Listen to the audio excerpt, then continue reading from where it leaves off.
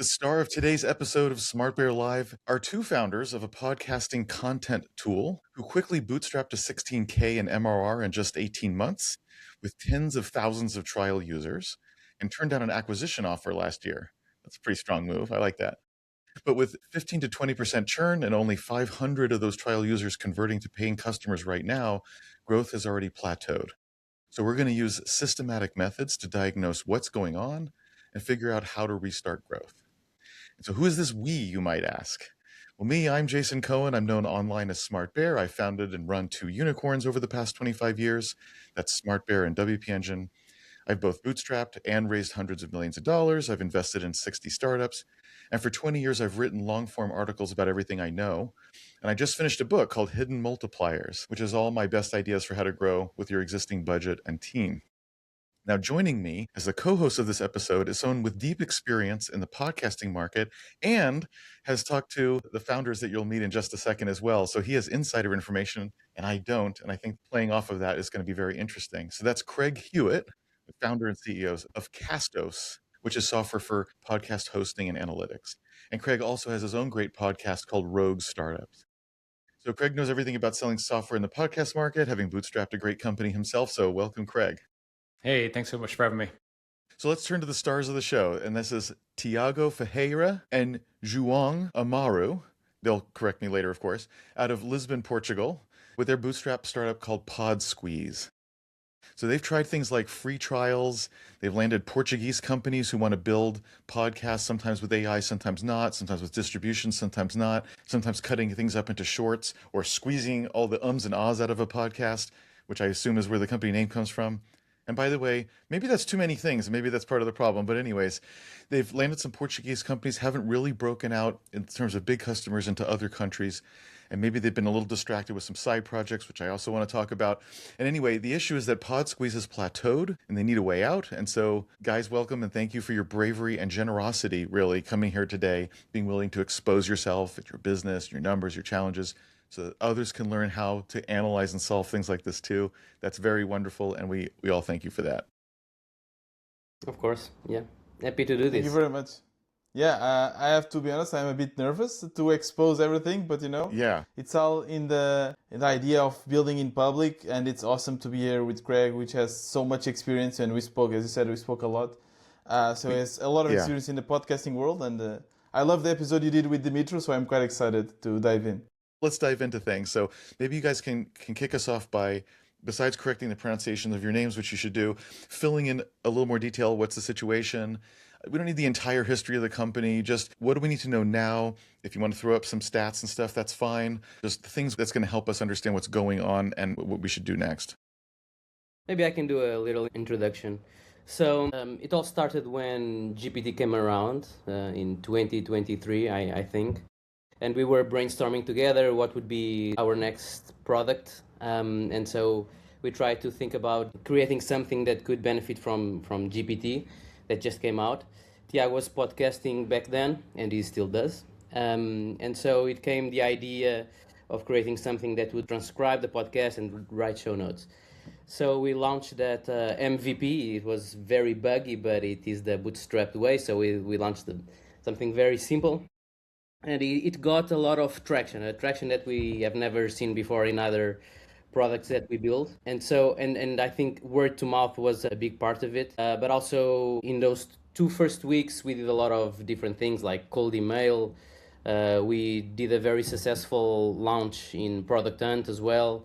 So the product got a lot of traction, and that's why it got to 14K fairly quickly. Then Sorry, can I ask what timeline is that, like 14K? So from launch to 14K? maybe 6 months. Shall I show the graph? Since I have the graph, I can show it. So here we go. 3, 2, 1. Let's make it public. Right. So I think this is basically what John is talking about. So this is the growth that it all happened in the first few months, and then That's you can amazing. see the rest. So it was what, like 6 months or even less to get to 14K? Yeah, exactly. And then how long has it been flat? For maybe 2 years, almost. Yeah. So here you can see as well, sorry, João, So this is in euros, right? So we were charging in dollars as well. So there's like this dip here No, that that came, stuff's you nothing. know, That doesn't matter. you, Here's what's interesting. yeah. You've done lots of things in this 2 years to try to change this curve, yes? And yet nothing has changed it at all. Well, I have Correct. this one little rise. You're talking about noise. So this is actually already an interesting thing. When you've tried many different things and it makes no difference at all, that's especially interesting.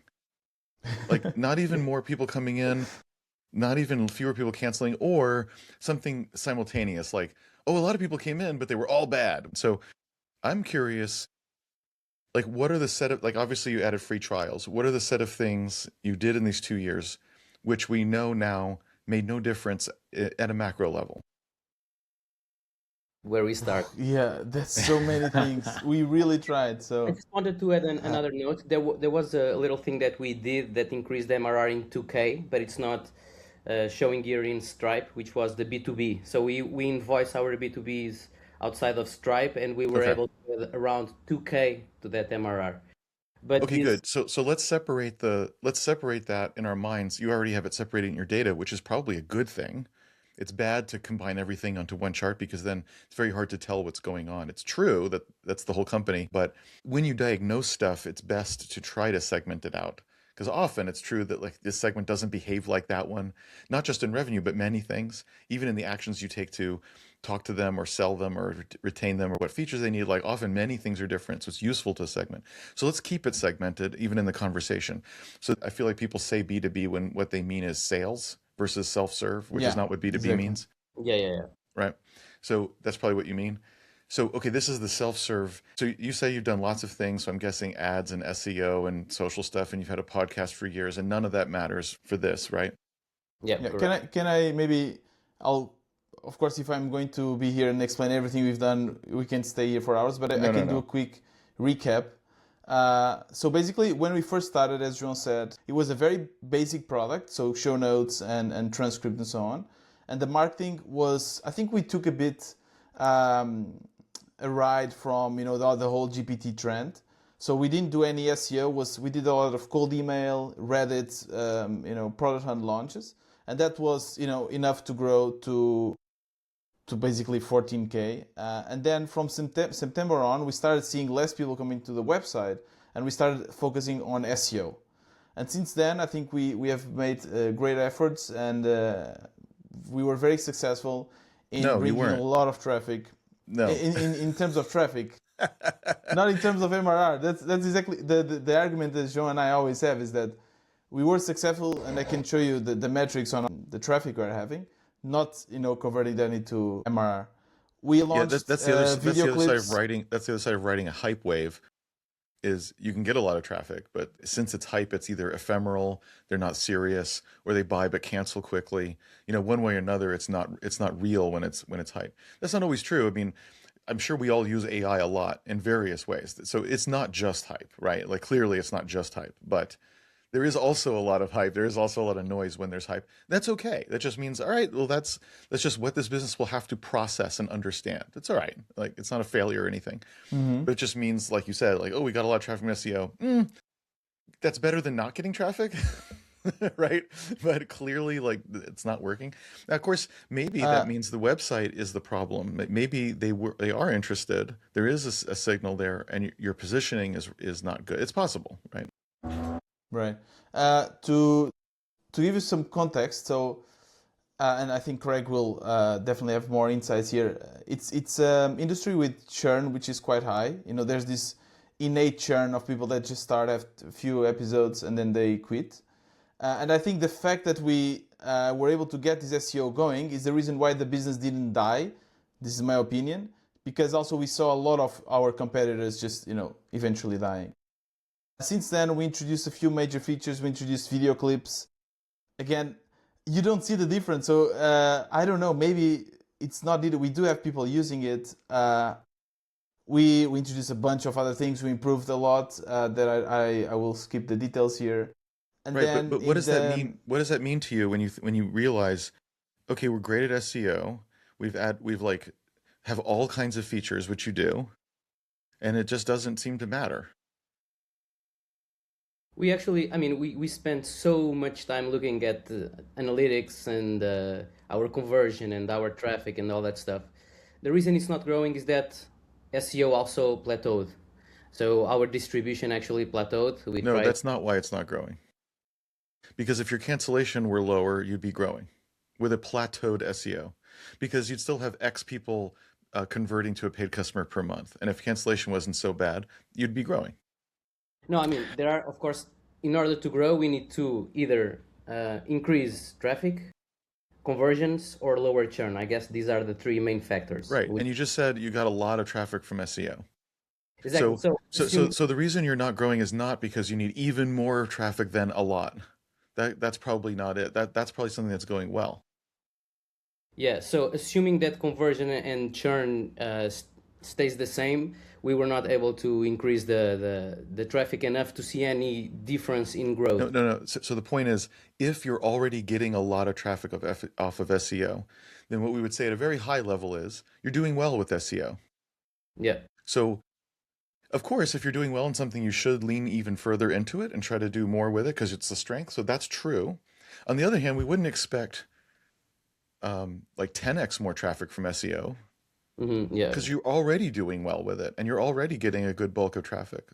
So that's so while it's good to stick with that, that's not what's going to like dramatically change the company. It's already going well. We have to ask what's not going well, because let's put it this way: there's one or more things that are going so badly that despite being good at SEO, it's not working. Despite having enough traffic coming to the website, we're stuck. Are you talking about conversion and churn? Well, I mean, those, sure. Yes. Into one of those. But what I would say is conversion and churn are both lagging indicators of what I'm actually talking about, right? So yes, you can measure it there, but churn means either they weren't that serious, like you say, most podcasters aren't. Most podcasters start and then end, and Craig can probably give us some data about that. And so guys, you guys can probably get too, like everyone here but me can probably do that. But some podcasters stay for years. I wonder which one you want as a customer. Well, right now, what do you think? Which kind do you want? Someone who's had a podcast for 5 years and is going to continue having it for 5 years, or someone who just started a podcast where you guys can tell me what the likelihood is that they'll still be doing that in a year? The answer is, I think, neither. We want agencies that manage multiple podcasts. Okay. I believe those are the clients that have been more sticky, that manage 40, 50 podcasts, because the likelihood of them stop using PodSqueeze is quite low. Okay, I love that. Just to put a number on it, because we have the experts here. What is the answer to? I know there's a lot of new podcasts created per month, but I'm curious, like how many is created per month or year? How many last a year or 6 months, or however you guys? And maybe Craig, maybe you have this, but like what are those, like roughly, what's that look like? I don't know the number. I know that like as an industry, the number that kind of like net number is pretty flat. I think like number of new podcasts versus people who kind of stopped. Like the industry as a whole is not growing at like on a net basis. Jason's like, you had a tweet about this. I just want to offer two. I think Tiago just said the most interesting thing of the whole conversation, but I just want to like add my take on like the growth conundrum for the kind of PLG motion. In like two things. One is, I don't think the problem of the PLG motion is like customer acquisition. I think it's churn. Because like our churn is like 1%. And so I think that like I think the nexus of a lot of growth problems is just the business model. Like your business model is contingent on people continuing to publish content for them to get value from your product. Ours isn't, right? Like Jason, if he hosted with Castus, which he doesn't, which is super unfortunate, but that's okay. If he stopped this show tomorrow, he would still pay $19 a month to keep his show alive. Otherwise it would go away. That's not true with you guys. Like if someone stops publishing their content, the value of your solution goes to zero. So there's like a fundamental thing that like you can engineer things to solve. So like that's part of it. I think the other just comment on SEO, it's super hard, but more nuanced is like you probably are getting a bunch of traffic that isn't qualified traffic, right? So like top of funnel, bottom of funnel, high buyer intent or not. I would suppose that like if you said like SEO is the place you want to go, focusing on the right kind of traffic is like the better question rather than like are we doing good or not. But I think like focusing on agencies solves the value of the product and churn issue altogether, because as long as they have clients, they're getting value from your product and they're not going to leave, because it's also like a core like business solution for them. Yeah, especially if they incorporate it into the pitch that they give to their clients. Like if it's part of what their clients are now paying for, they can't stop without changing the contract with their client.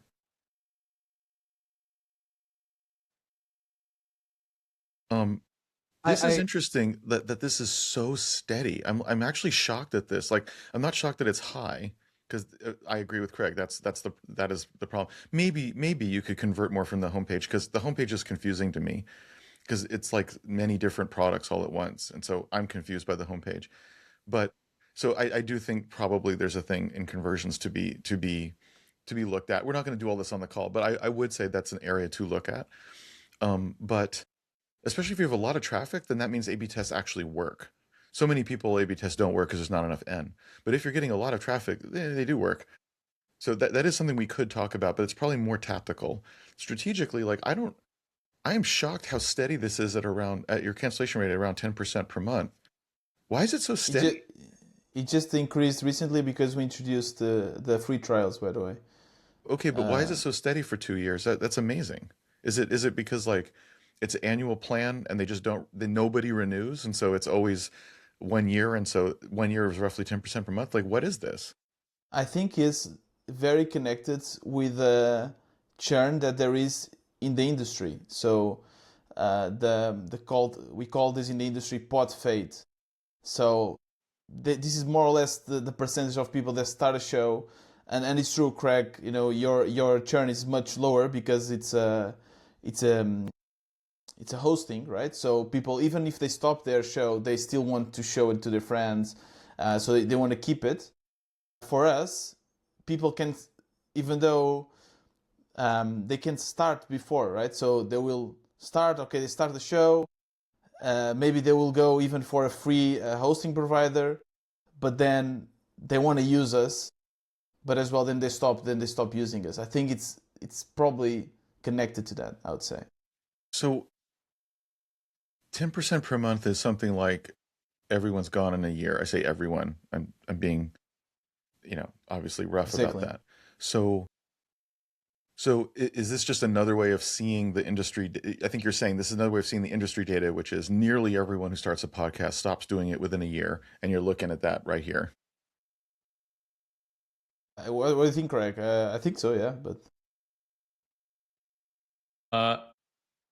Yeah, I think probably. I think on the whole, I think maybe the one caveat I might give to that is these are, Tiago, I don't, and Joan, I don't know, are these new podcasters or existing podcasters who are already have a show on Libsyn or Castos or Transistor or whatever coming over to use your solution? I think that might be one thing, because like for us, a customer who comes to Castos from another provider worth way more than someone just starting a new show. So that might be like a cohort analysis you might want to do. But yeah, I don't even think it's a year. I think probably the average life cycle of a customer is like 4 months, probably, like of like actually publishing content. Mm-hmm. I think it's like whatever. There's a stat like most shows don't get to 10 episodes. Right. Yeah. Mm-hmm. We can dive into the reasons why people are churning if you want. I have a board that logs this. Well, if there's something, it's not just that the show ended. Mostly, yeah. But I think it could be interesting to see that. Well, I don't know if you want to see it. Let's just go to the next biggest one, because see again, like staying at the high level, you want to dramatically change the curve, not move from 14K to 16K, 16K to 17K. That's not the goal, right?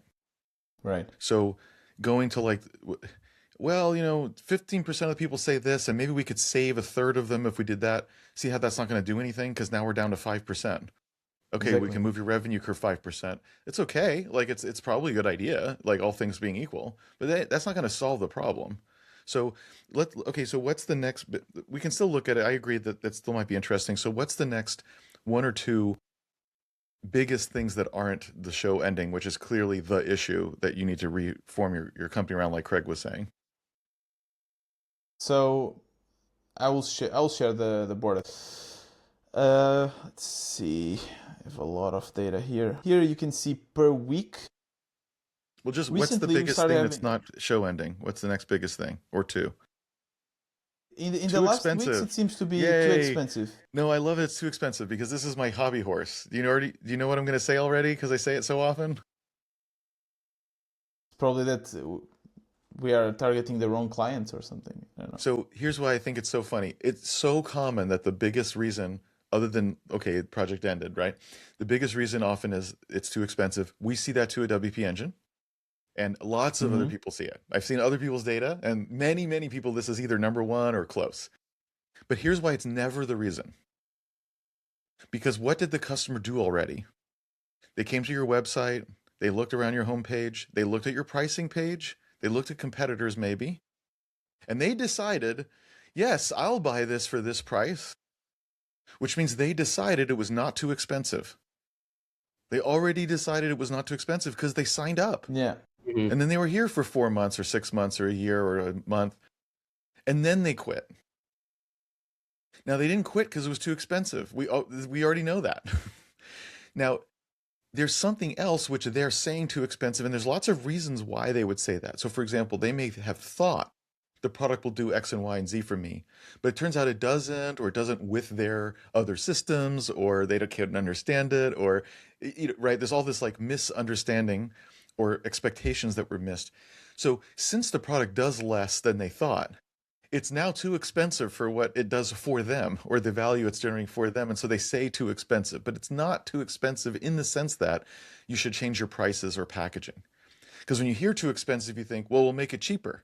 But that doesn't solve what I just said, which is they expected the product to do X and it didn't. Now, maybe they were wrong to expect that and you targeted the wrong segment. Maybe they were correct to expect it because you said so on the homepage and you're the one who didn't fulfill it. Like there's so many things that could be true here, right? So there's still lots of reasons it could be. But what it isn't is too expensive. That's like the one thing it's not true because they already bought it. Yeah, I agree.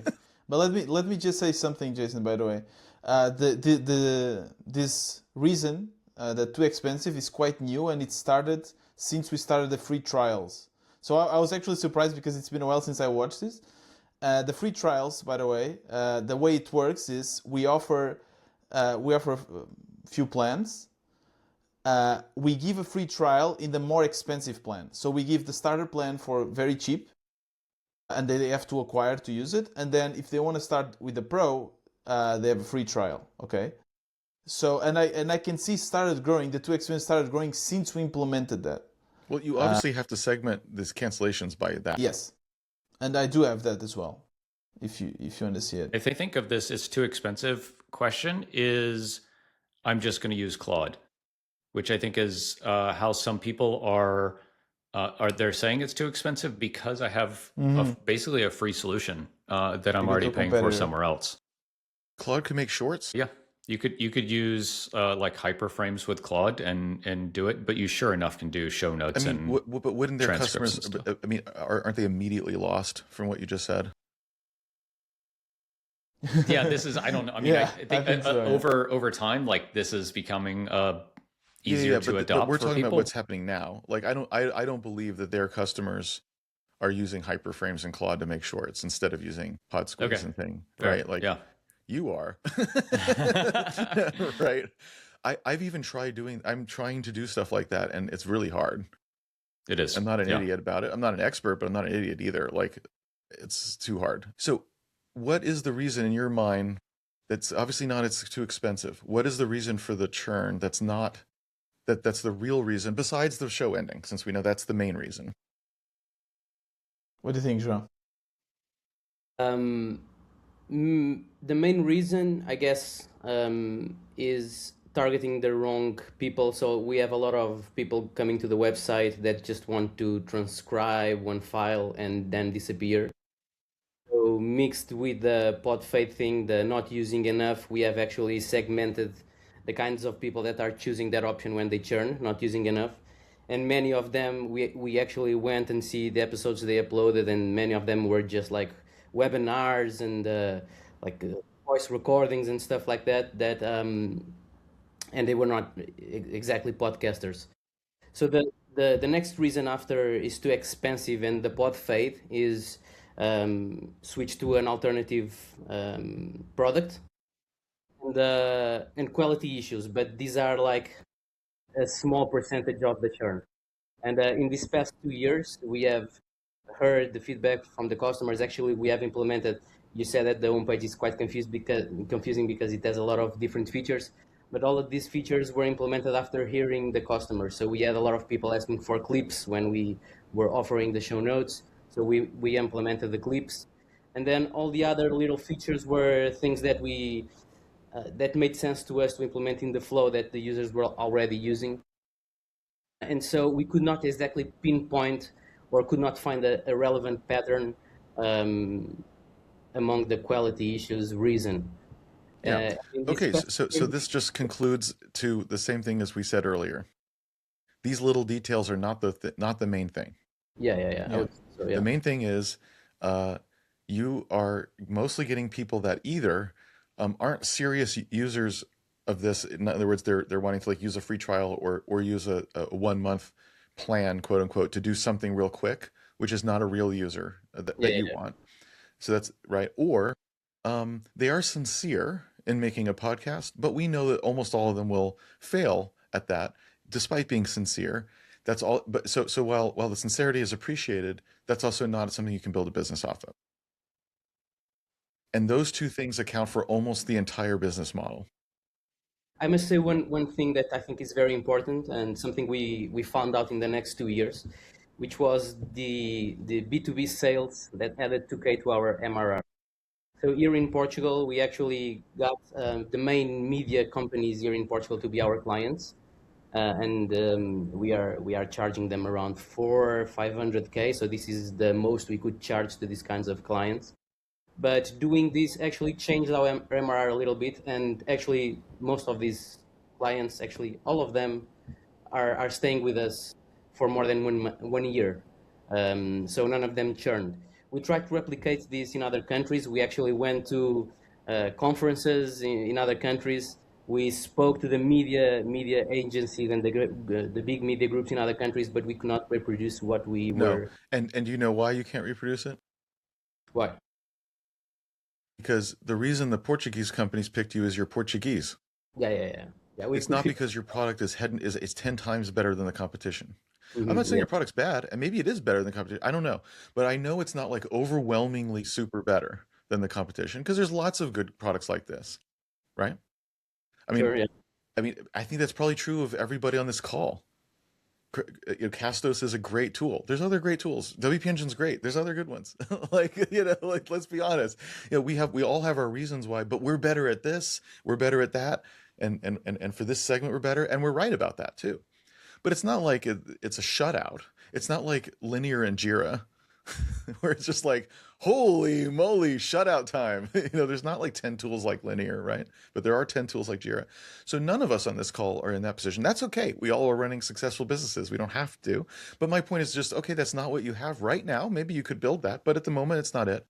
So there's no reason for anyone else to pick you. The reason the people in Portugal picked you is you spoke Portuguese to them and you're native and everything, which is a good reason. In fact, it makes me think there's got to be more to do in Portugal. But I must say something. We actually hired someone from Latin America to speak Spanish with the media. It's not just that you're speaking Spanish. You're the founders of the company.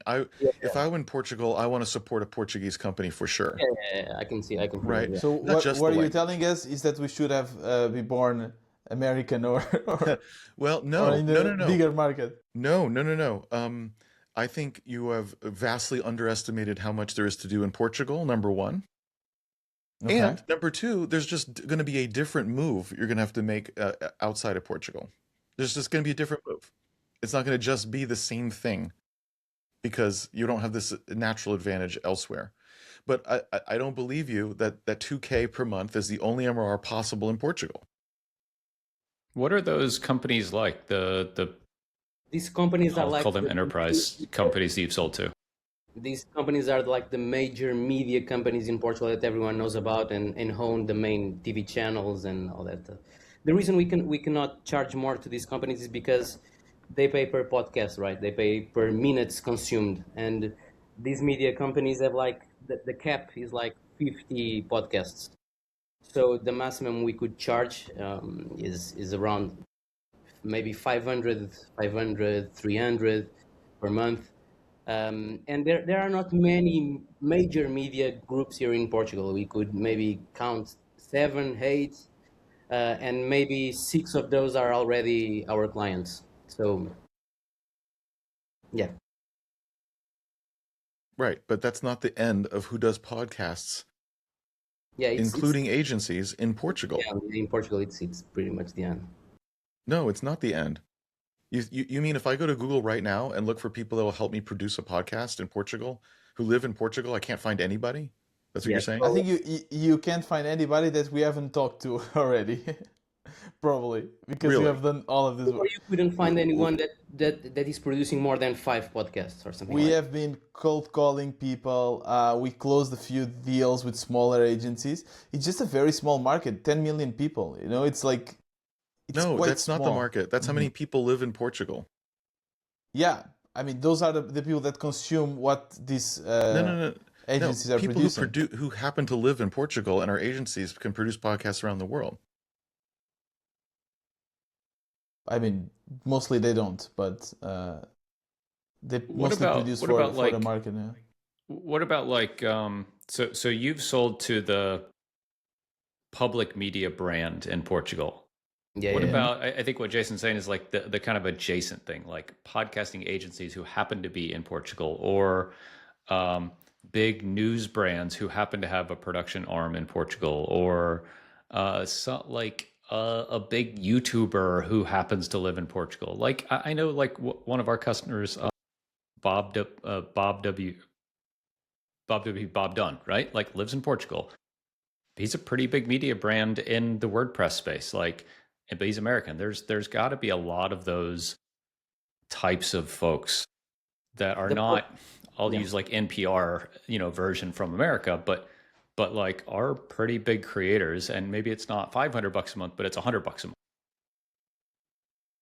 The problem is, again, we don't need someone that has a big profile or has a lot of views. We need people that produce a lot of podcasts. Yeah. That's where the money comes So from. one issue that we had, by the way, was doing this transition from being a B to small B self-service SaaS to a more sales-oriented SaaS, because we would go to them, and this is a learning process. And by the way, this is why I love this conversation. We're just learning here, right? We would go to them, and of course we cannot, if they are this big, let's say Joe Rogan, right, like huge, a lot of money, but he only has one podcast. How can I go to him and say, okay, I will charge you $1,000 per month? And then he goes and checks my starter price. He's like, but your starter price is $9. Like, why do I need it? So this was one big issue that maybe you can give me good insights here, because it was very hard for us to figure this out, how to like actually have both, the self-service and the sales oriented. Yeah, I guess I'll leave that question in the air. So I'd love to hear Jason's approach to this for my own like well-being. But I think I'll just say is you are not an enterprise buyer, so you don't know how they think. I've been on enough enterprise calls to know that just the way they want to buy software, it would make me vomit. But that's how they want to buy enterprise software, and so I think you have to not think like a bootstrapper trying to sell to enterprise, but think like an enterprise customer who's buying a solution, because I think you have a pretty severe like limiting belief that like my solution is not worth $1,000 to Joe Rogan. It's 100% it is. But I'd love to hear how Jason thinks about like us as bootstrappers selling to enterprise, and like value difference between like self-serve and like whatever sales driven. Yeah, there's a couple of things here. One is Joe Rogan's not enterprise. Microsoft is enterprise. and perhaps the major media brands might be enterprise in Portugal. Enterprise refers to the company and how they buy and think. I guarantee you, Joe Rogan does not think in any way like those media buyers think. So that's the first thing, is like you got to separate what is the company, what is the way that they think about software, buy software, just like Craig was saying. So the issue with pricing for everybody is very real, which is why generally you don't do it. It's not true that companies generally sell $9 a month thing and also sell multi-million dollar packages to enterprises. In fact, name me one. Name me a company that does that. I can. Try Slack. it. Riverside. Slack? Riverside does not sell multi-million dollar packages to enterprises. Multi-million? Okay. Yes, multi-million a year. But they do sell a lot to enterprise, I'd say. Yeah, but not they don't charge $5 million a year, right? But Slack does. So Slack works because Slack has both special features that they need and will pay up for, like auditing and all kinds of weird legal stuff and control over things, and bigger, there's an issue of seats. It makes sense for Slack to charge by the seat. It makes sense for 30,000 seats to cost a lot more than 5 seats, right? So there's 2 dimensions by which Slack can charge more to enterprise and make sense. So for Slack, it makes sense. Another example would be cloud compute, right? A startup might pay 0 because of a special offer, but let's even ignore the special offers. They may pay $1 a month because they use so little, but a big enterprise might spend $100 million a year on Amazon because they use a lot. Because again, usage in that case, not monthly, but usage now makes a whole lot of sense because it does cost a lot to use it. Like, that's just true, right? So I can come up with companies where they can charge $5 a month to some people and $100 million to others. There has to be a really good reason like that. Usage and maybe also like the features on top of that, like Slack has both. So you roll back to you and you're like, so do you have that? And the answer may be yes or no, or maybe we should construct that. But when you can construct that, and just saying it's custom doesn't construct that. There has to be some specific reasons. So for example, with hosting, there's all the security and governance stuff. People often say security when they mean, well, they don't know what they mean. They just say security because they don't know. But it's security, but it's also what's called governance, which is things like being compliant with something like a 409A or I mean, it's not that. Sorry, being compliant with something like SOC 2 or an ISO standard or HIPAA in the US for health and so forth, or sometimes just financial compliances. That's not security. That's governance, meaning you've defined certain processes and you've addressed certain risks and it's all documented, which is not the same as security, interestingly. So an enterprise who looks at hosting cares about that because they have internal policies requiring them to care about it so that their own governance is satisfied because all their vendors plug into it. And, Joe Rogan doesn't care about any of that, which is, again, why the size of the deal or how much the money they make or whatever it is not the same thing as what kind of company it is and how they buy. So all those kind of things probably don't make sense in your case. They're probably just not relevant. Maybe they are, but probably they're not. And so an interesting question is, what does it mean to have usage, or what does it mean to have features? Because those are the 2 dimensions that often make sense in a pricing grid. I think of it, like usage on one axis, features on another. In your case, you might say, look, it's not that complicated. We're just going to have one axis where it comes together. Bigger plans have both more usage allowed and more features, and that's fine. Slack kind of can afford, you might say, to have 2 axes. Zendesk is another example where you buy more seats or you buy more features separately. So these companies, it makes sense. It's very natural why there would be both. In your case, it may or may not be natural. And you don't have to do any of this, but it's an answer to this question of, wait a minute, how do I have radically different prices? It has to be tied to something that the customer values and requires, which can, again, be features or usage, where ideally both, that's the best scenario, but not required. So we thought a lot about that, a lot. And the only thing we came up with was per podcast. So we would go to them and say, okay, for every new podcast, You get seats can also be a possibility, by the way, because normally they have a lot of people working there, but we would think for podcast. We ended up not implementing that. What we implemented was basically giving unlimited minutes. But that again, goes to the minutes, and we say, okay, you get unlimited minutes and plus support. We try to come. You can see the priority support, feature requests. Try to sell this and package this into an enterprise deal. That's not what they want, though. You're not you are not really listening to what they need. There's no enterprise that says, "Oh, I'm going to buy that one because it has feature requests." Yeah, I mean, that's just not what they say. That's not what they say. The agency, right? I'm just saying. I'm looking. You have your enterprise pricing up, and it's like, oh, you get now priority support. Yes, you need to define that somewhere, but yes, that is the kind of thing that larger companies will pay for. So I like that. But feature requests, I don't know what that means. Does that mean you implement anything I want? No. So it just means I can ask. Anyone can ask. Like, it just doesn't mean anything. You're just making stuff up. That's not what the customer is saying, and that's why so that doesn't make any sense. That's true. So here's something interesting. It's very important. So, and I think Craig was getting at this too. You of course were thinking things like, what are my costs? Because obviously pricing has to cover and then some the costs. And you're also thinking, how hard is this for me to do, or how much work was it for us to do? Now the customer doesn't care how much work it costs you. They care about how much value it is for them. What's their alternative how would they do this if it wasn't for you? That's what they're thinking. They don't know how much effort it took you. They don't care.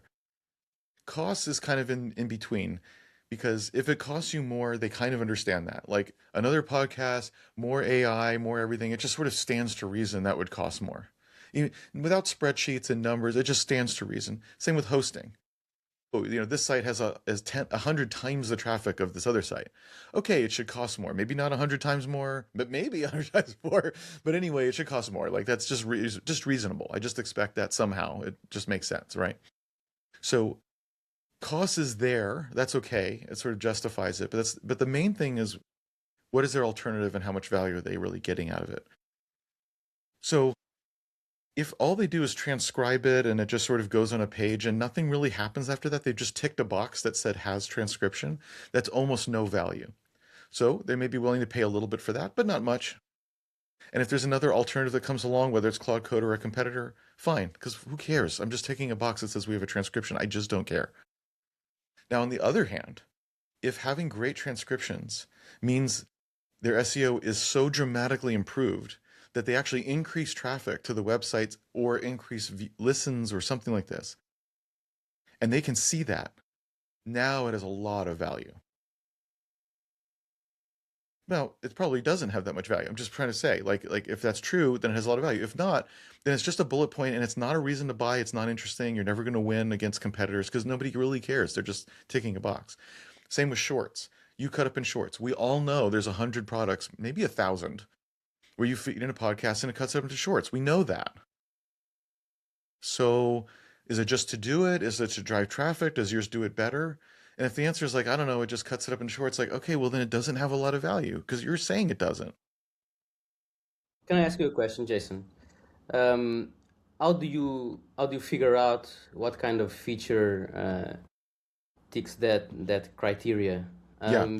What we did is we called a whole bunch of customers. And we did some surveys too. With pricing, we did a variety of things. With pricing, we did some surveys and some calls. Calls are always better, but of course, they're so much harder and take more time. So, okay. And you can look online, and there's good books actually also about like how do you structure a pricing call in particular, right? There's a whole lot of like best practices around there. So we don't need to get into that here just because like that's findable. But what you're really looking for is what is it that they feel is a good unit to buy? So in your case, is the unit a podcast? And they're like, is it easy when you say like, if you were to add another podcast, if that was an extra $5 a month, how does that feel? And that may or may not be the right exact question. Again, I don't want to get into the details of that because there's other experts for that. And if that's easy, they're like, yeah, of course. If I add podcasts, I expect to pay more. And then now we're only arguing about how much, right? Then there you go. But minutes might be something, and again, I don't know if this is true. You'd have to find this out, and in fact, maybe Craig knows. But with minutes, I could imagine something like this, where let's say you wanted to charge by how many minutes processed or something like this, right? Where someone could go, oh my God, like I'm gonna have to start counting the minutes. I don't know how to budget for that. Like I don't know what my bill will be next month because I don't know how many minutes I'm gonna, like, oh my God, you're just putting all this on me. Like I don't understand. Just I have a podcast. Now you know minutes is somehow correlated with cost. So you'd like to put minutes on there to cover your costs. And you're not totally wrong about that. But the way you should be thinking about that is whatever your costs are, plus of course profit and blah, blah, blah, that's the minimum you can charge. You should just think of it as the minimum. Because if you go below that, you're just not profitable or whatever, right? So it sets a minimum internal bar in your mind, but that's not how the customer thinks about it. So it's just for you. For the customer, it's like, how do they think and how do they want to be charged? Because of course they're willing to pay for value. The ones that aren't good customers anyway. So of the ones who are, right? And so if in their mind it's like, yeah, like I have a podcast, I'll pay for a podcast. Then in your mind you can go, oh, okay, well I know what the median podcast is, or even like the 90th percentile podcast is in terms of minutes. Because we all know some have a lot of episodes, some don't, some are long, short. I know. They're not all going to be the same profit. It's okay. But like in general, the 90th percentile podcast costs you X, Y, Z, blah, blah, blah. And so if you charged whatever per podcast, you're going to be fine basically all the time, right? And then you could say something like unlimited minutes, which is awesome. Or you could put a super high limit. But again, if the limit's going to be very high and the customer doesn't value it, unlimited is a very strong thing to say, because you will have, again, in my hypothetical, you will have figured out the customer doesn't want to think about minutes. Ooh, if they don't want to think about minutes, then give them that by saying unlimited minutes. And then if they're like, even begrudgingly, like, yeah, of course, if I launch another podcast, like, of course, I expect the bill to go up. Okay, well, there you go. That's where you do it because they agreed that's a natural thing that they would expect, and anyway they think it's fair. So I'm just guessing that may be kind of what they're thinking. I don't know that, but this is actually one of the things that I think is horrible about cloud compute, is that it's all about usage, right? It's all tied to their costs, and everyone hates it, right? The only reason they don't go somewhere else is because everyone else does it the same way.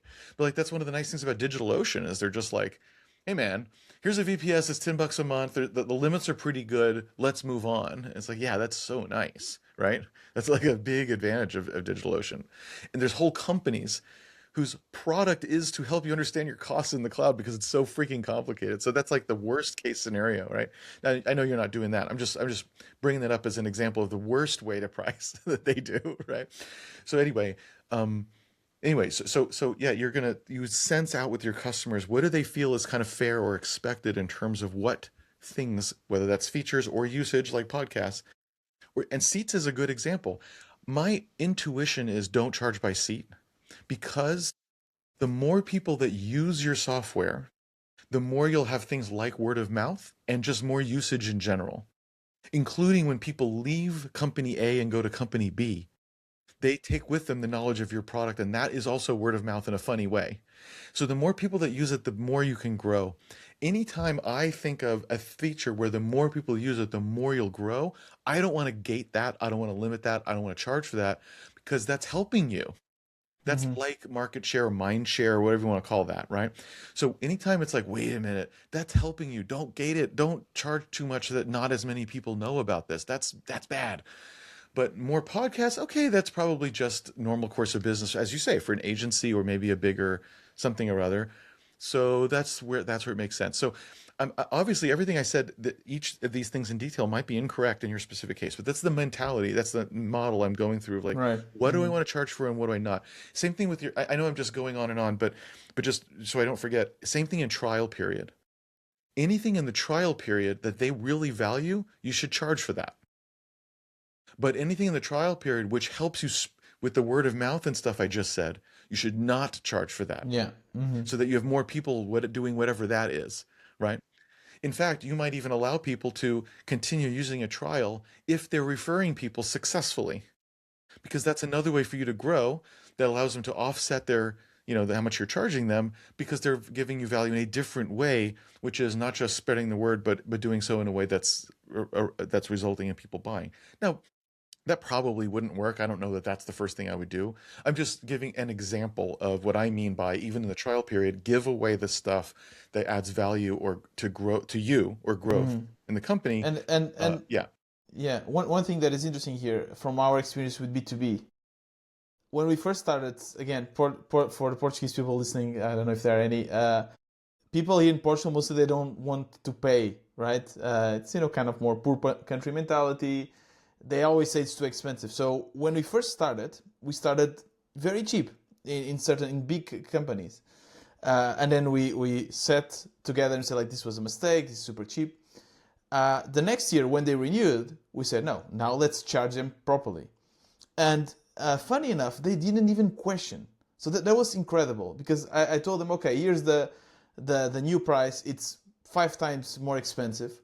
You get basically a little bit more minutes, something like that. And they said, sure, just bill me or send me the invoice. So this was incredible for me to realize that at some point, they don't really care about the price, especially because the person signing off on paying is not the person using it. Well, that's what Craig and I have been saying. Now, here's the thing. So you quintupled the price, and they said, okay. And so what are you going to do this year? I mean, I guess there's a limit, right? I cannot keep... Are you anywhere close to the limit right now?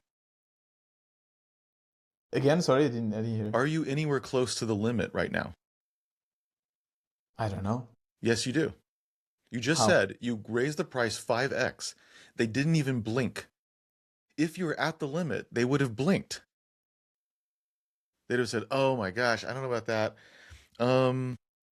Look, I get it. You got to charge more, but I don't know if I have budget for that. Let me get back to you, blah, blah, blah. And maybe they still would have paid, but blah, blah, blah, blah, blah.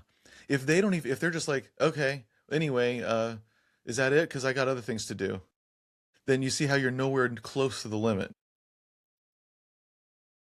Now, that doesn't mean you quintuple again necessarily. Maybe you double. You could suss out what this means. But what it means is you're nowhere close to the limit. Mm-hmm. Right. Agree. And Craig, I think I've cut you off a few times. So no, it's okay. Go for it. Like, what's a little painful, but so interesting is, like, the reason I like this kind of format so much is I see my business in this discussion a lot, and it is. And I think this applies to many people who will listen to this show, is selling a $9 a month thing is very hard to grow a substantial business. We have thousands of customers and very low churn, and it like, we're not growing either. Like, it's really hard. I think the answer to all this, and Jason, I think this is interesting that, like, in this discussion, we're talking about, like, oh, should we price this and what's the value metric and all this kind of stuff. I think that none of that is the issue. The issue is, who is your customer? And your customer are agencies or media brands. They're the same, let's say. It's not the individual who has a podcast. And so if I'm looking at this, I'm like, I'd love to hear how WP Engine did this, because you sell to both. Like, we were a customer of WP Engine before we left WordPress. It's great. Also, a ton of hosting providers would essentially white label WP, or, agencies, marketing agencies would essentially white label WP Engine for their customers and pass the cost through and stuff like that. But because, to me, like, I think back to the very first graph of, like, flat revenue and high churn that's very consistent. Let's just say, and this is no shade at you guys, you can't make this business work selling to individuals. Let's just say that, right? Unless you add 5 million followers in a podcast or a massive YouTube channel or some kind of unfair marketing advantage that makes top of funnel so enormous that 10% churn just doesn't matter. That's like a huge outlier in the marketing world, but I don't think you guys do. And so you have to just sell a more expensive thing to stickier customers who stay longer and they're less of a pain. That's the whole thing. And like, there's a lot. I think the macro thing in SaaS is that unfair advantage used to be easier to achieve through content marketing and SEO. Now it's really super hard. And so that alpha has, like, eroded for a lot of us. When I talk to all the tiny seed companies, a lot of us are struggling because that was our go-to-market motion. Maybe it's not really marketing. It was like we were lazy and bad marketers, and that was kind of cheating. But that opportunity is kind of largely gone, and so a lot of us should be looking at like, okay, I need to change who my customer is, sell stuff to them, charge more money, and not rely on me typing words and Google sending me free leads who are kind of like not amazing customers, like by like retention and metrics perspectives. But Craig, by the way, this is great because also one of the reasons why we wanted to do this is to get the confirmation for a lot of things that Joe and I already kind of think we know, and this is the first one. And I would love to hear Jason's opinion as well. So, do you agree, based on this information, of course, which is not a lot, that there is nothing major we can do that will double our MRR for the, let's call it B to small b self-service? I mean, So it's hard to that's say settled. never, but I think it might be Right. easier to say you will be fishing in a difficult pond, so you had better be amazing fishermen. It might be smarter, more strategic, to be in a pond that's just a better pond in the first place. You still want to be the best fisherman you can be, but why are you making it harder for yourself by being in an almost impossible starting position? Because I But think what Craig would is be right, and even the again, it's no fault of possibility? yours, and it's not saying. In Right. fact, I think your data shows that your product is good and works. That's what I think your data shows. I think what your data shows is there's a whole bunch of noise in the market, either because of people kind of abusing what you have for their own stuff, which is fine. Again, that in itself is actually not a problem. You would just ignore those metrics and you say, all right, some people join for a month, they do some transcription and leave, and you know what? Who cares? Like, as long as we're not talking to them in tech support, like it doesn't matter. It just, of course, that's not how we're going to build our business, but we're also going to ignore it because it doesn't matter. So there's all that, it just doesn't matter. And then there's this huge chunk of people, which is most of them, that generally want to generally want to do a podcast, but it doesn't work out. Once again, you're fine with that, right? You just don't want to focus on them. That's not how you're going to build your business. You're not going to make features for them. You can't stay on tech support a long time with them. They're going to have to just figure it out on their own. You can get great knowledge base. You can set up an AI for them to answer questions. You can answer maybe some questions a little bit here and there, but like in the main, they need to like just be on their own, because it's just not going And to that's work what we out. did, by the way. Yeah. So Exactly that's what you fine. said. Like there's nothing wrong with that, but just that's not where the healthy business is, right? And so it's in Because the people where market is small. you multiply the price by 5 for essentially the same product, and they go, who cares? That's the best market for you, right? Obviously. Now there is an exception. So like it's fun to talk about, well, what would it look like if this self-serve high churn market worked? And a good example is Shopify. But you have to ask what else is true about the product or market that makes it work anyway, because Shopify's cancellation rate is 7% per month. Now, yours is much higher, so okay, but still 7% per month is ludicrously high for a company of their scale. Like, if you just heard that, you would think, well, there's no way they could be big, even though, of course, yes, they are. They're enormous and very healthy, very great company, right? But 7% per month cancellation rate means that at the end of 1 year, 1/2 of their customers have left. See what I mean? Like, that's terrible. How could they become a big company if half their customers leave every year? What the heck, right? So that's what I mean. Like, that should be too much. However, what else is true about their business and business model? Some because of the market they're in, and some because they are excellent at their business. That offsets that. Well, one is there's an enormous constant inbound. There's always tons of people starting a new store. So it's just a tsunami of inbound. And they're known as the best place to do it. So they get a lot of the inbound. Okay. So they have this huge inbound. So even if a lot of them die off, oh boy, it's just the N is so big that even if a trickle stay, that's still good, right? You can almost think of this first year as a trial period that's paid for, right? And when you think of it that way, you're like, oh, well, if it's a trial period that's paid for and the N is enormous, okay, now I'm starting to see why it works. And here's the other piece. Of the people that do stick around, they generally grow every year. And so whatever that amount is, and they take a share. It's not even 50. Let's say it's 25% that sort of stick and really grow. Yeah, but when N is big and then those people just grow, then you're just stacking growing customers, growing, and stacking them. And that is an insane growth engine. So why does it work even though they have, let's just call it high churn, quote unquote, like you have, in a market where most people who start a store fail, just like most people start a podcast fail. And let's ignore the detailed numbers. Those are still true. But the reason it still works is one, N is huge, N inbound is huge and consistent. And two, those who stay then grow in their revenue. And therefore, really, it's like a big paid trial period and then this big growth engine underneath. Okay, so is there a way for you to be like that? I don't know. Again, if I had to bet and I were you, I would rather fish in a better shaped market. That's what I would do. But could you say, well, we're not Shopify, of course. We don't need to be Shopify either. Like, that's not the point. It's just a great example of the mechanics, right? But maybe we do have enough of those pieces like Shopify, because we do have a lot of inbound thanks to our SEO and the fact that people start podcasts. And yeah, we have high churn, but the people that stay make a podcast, and it's important to them. Once they stay, it's an important marketing thing. That's what it means to continue, is that it's important to them. Okay. But what we're missing is the piece where they grow.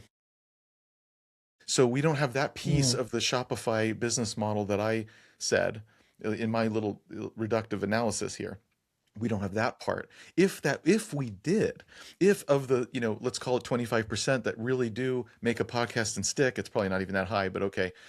I'm just making up numbers. If they grew how much they're paying you by between 25 and 100% per year, every year on average, you'd have a decent business all of a sudden, right?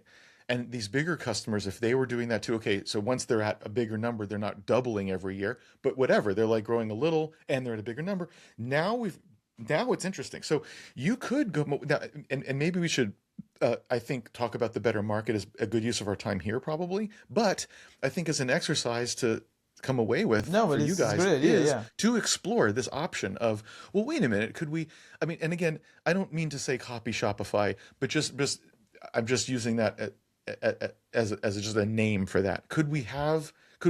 Is there enough other things that could be true about this low end that would make it good, that we could actually do? And again, my guess is probably actually, if you explore that option, it won't be as good as other options, but I think you should explore it because maybe it is. And also, maybe if you chose the second option, you could say, if we implemented some things for this low end, maybe we could get it from 15K to 20K, 25K, and that would matter.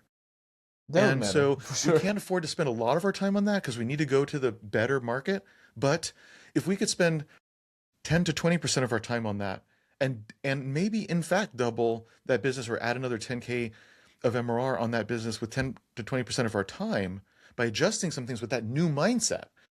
I don't know. Maybe that's not a bad use of 10 20% of time. Now, I generally like to say you guys are too small to split your focus on different things, and I would say it's better to just pick one option and put all in. I agree. But I know you guys, especially you, Tiago, are guys that like to do many things at once, and so I would say rather than more different projects that have nothing to do with this, which I think is a bad idea. Sorry, I think if you want to spread your attention on different things, maybe this is a better way to spread your attention.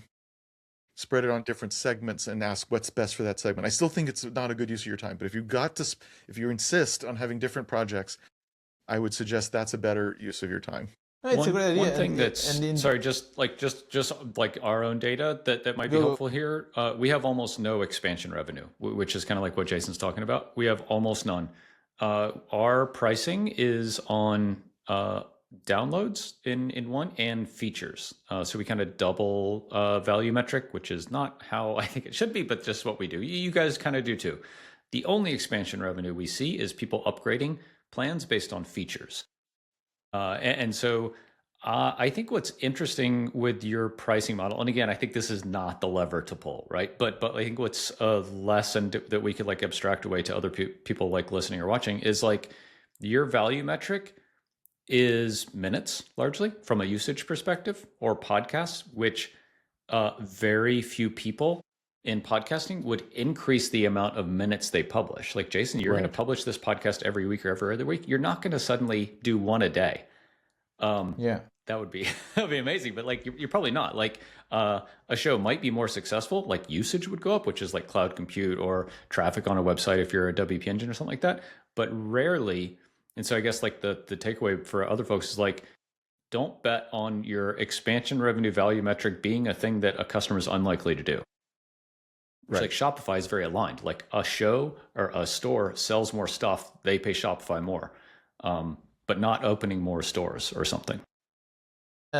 Yeah, and this is really interesting. One thing that came to my mind is, and what a lot of people in our industry do, is to, so yeah, minutes won't grow, but listens might grow, right? And how do we make money from, our customers having more listeners? And normally that's with ads, right? And that's actually, Craig, you are in a better position than we are to explore that, right? So, and you have Acast and these kind of players that they say, okay, we will give you the ads, we get a percentage, and if your show explodes, we get a percentage. So maybe, or something kind of Patreon-like, but again, it's a very divergent type of features.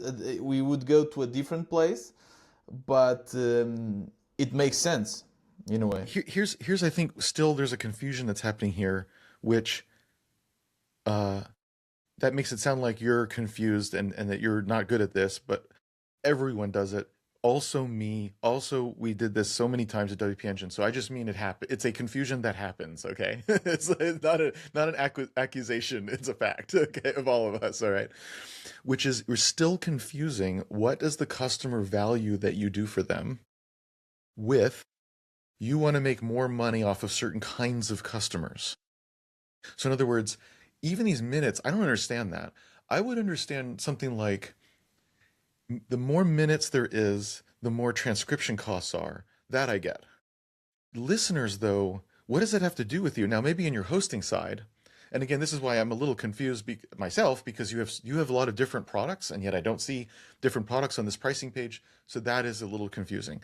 Because if you're charging me for listens because you have a hosting page, but I'm not using you for that. I'm using Castos for that. I'm using you for for shorts, but then you're charging me for listens. That doesn't make any sense. You see what I mean? Like this confusing. But that's not what I meant, Jason, though. Okay, what I meant is we could use this. But like, I don't want to. If your shorts generated more traffic for me, I want to pay for that because that's the value I expect from shorts. Yeah. Right now, you may not be able to track that. That may be something you can't actually measure and do. So fine, but like I would certainly more podcasts. I mean, you'd have to find out, but I've got to think that someone would agree that every time there's a podcast, there's a whole bunch of stuff you do for it. It should cost more somehow. The minutes though. It's just like, what the hell, what difference does it make the minutes? And if you say, oh, but I just want, like, if they're a big podcast, I just want them to pay me more. I would say, okay, I hear that, but that's not the metric that they value it. So somehow, what else would a big podcast need where they would pay you a lot? And it's probably more like features. Like a big podcast needs certain features that a little podcaster doesn't even know they need or something like that, or doesn't occur to them or whatever. And it's probably something more like that where your desire to charge the big guys more money, which I agree with, and you're right, needs to be aligned with what they want to pay for. And so if those are misaligned, you're right, you're charging big guys more, but not in a way they like, and that doesn't work. Yeah, I got it. Yeah. No, what I was trying to say is that was brainstorming some ideas to find a more kind of Stripe model, where Stripe, the more money you make, they take a percentage and they get more money. So I was thinking, let's say we would sell ads. So the more ads, so most of the money would go to our customer. We are connecting them. So that's why I said it's a different type of model, but it could make sense in this industry, because even though it's not a big industry, some people get really big. So if you could get a percentage of that, not by selling a different feature, but by selling ads. That's what I meant. Ads, but once you get big, you don't outsource ads once you're big. Isn't that right? Maybe Craig knows. Yeah. I think that's I don't know. Yeah, I don't know that market, but I think my understanding is it's small people that want to do that because they don't have buying power. And it's when you get big and have buying power, like what you don't need is an agency taking, or just some random podcast software company taking 20%. So either you're going to take it in house and keep all that money because that's your revenue, like it's a huge amount of money, or you're going to use some agency that's actually good at it, which you guys are not.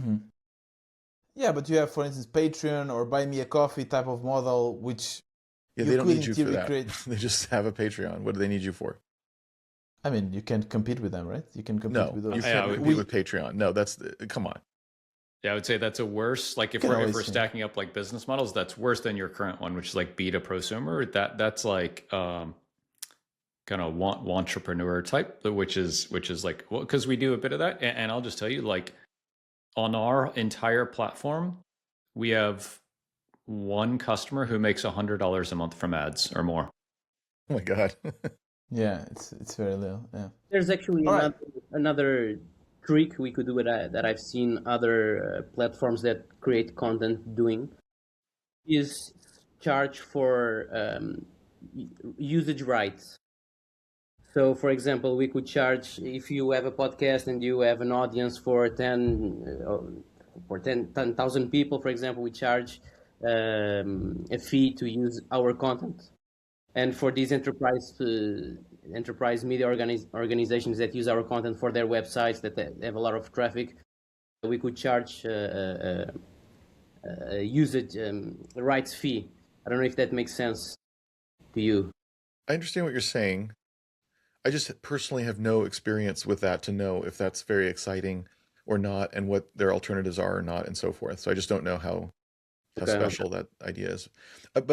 Anyway, what you guys are doing, I think, is still right way of thinking about it, which is, okay, is there something that could grow as the customer grows, or grow as the customer has more value in their podcast? The customer, what I mean to say is that would grow as the customer values their podcast more.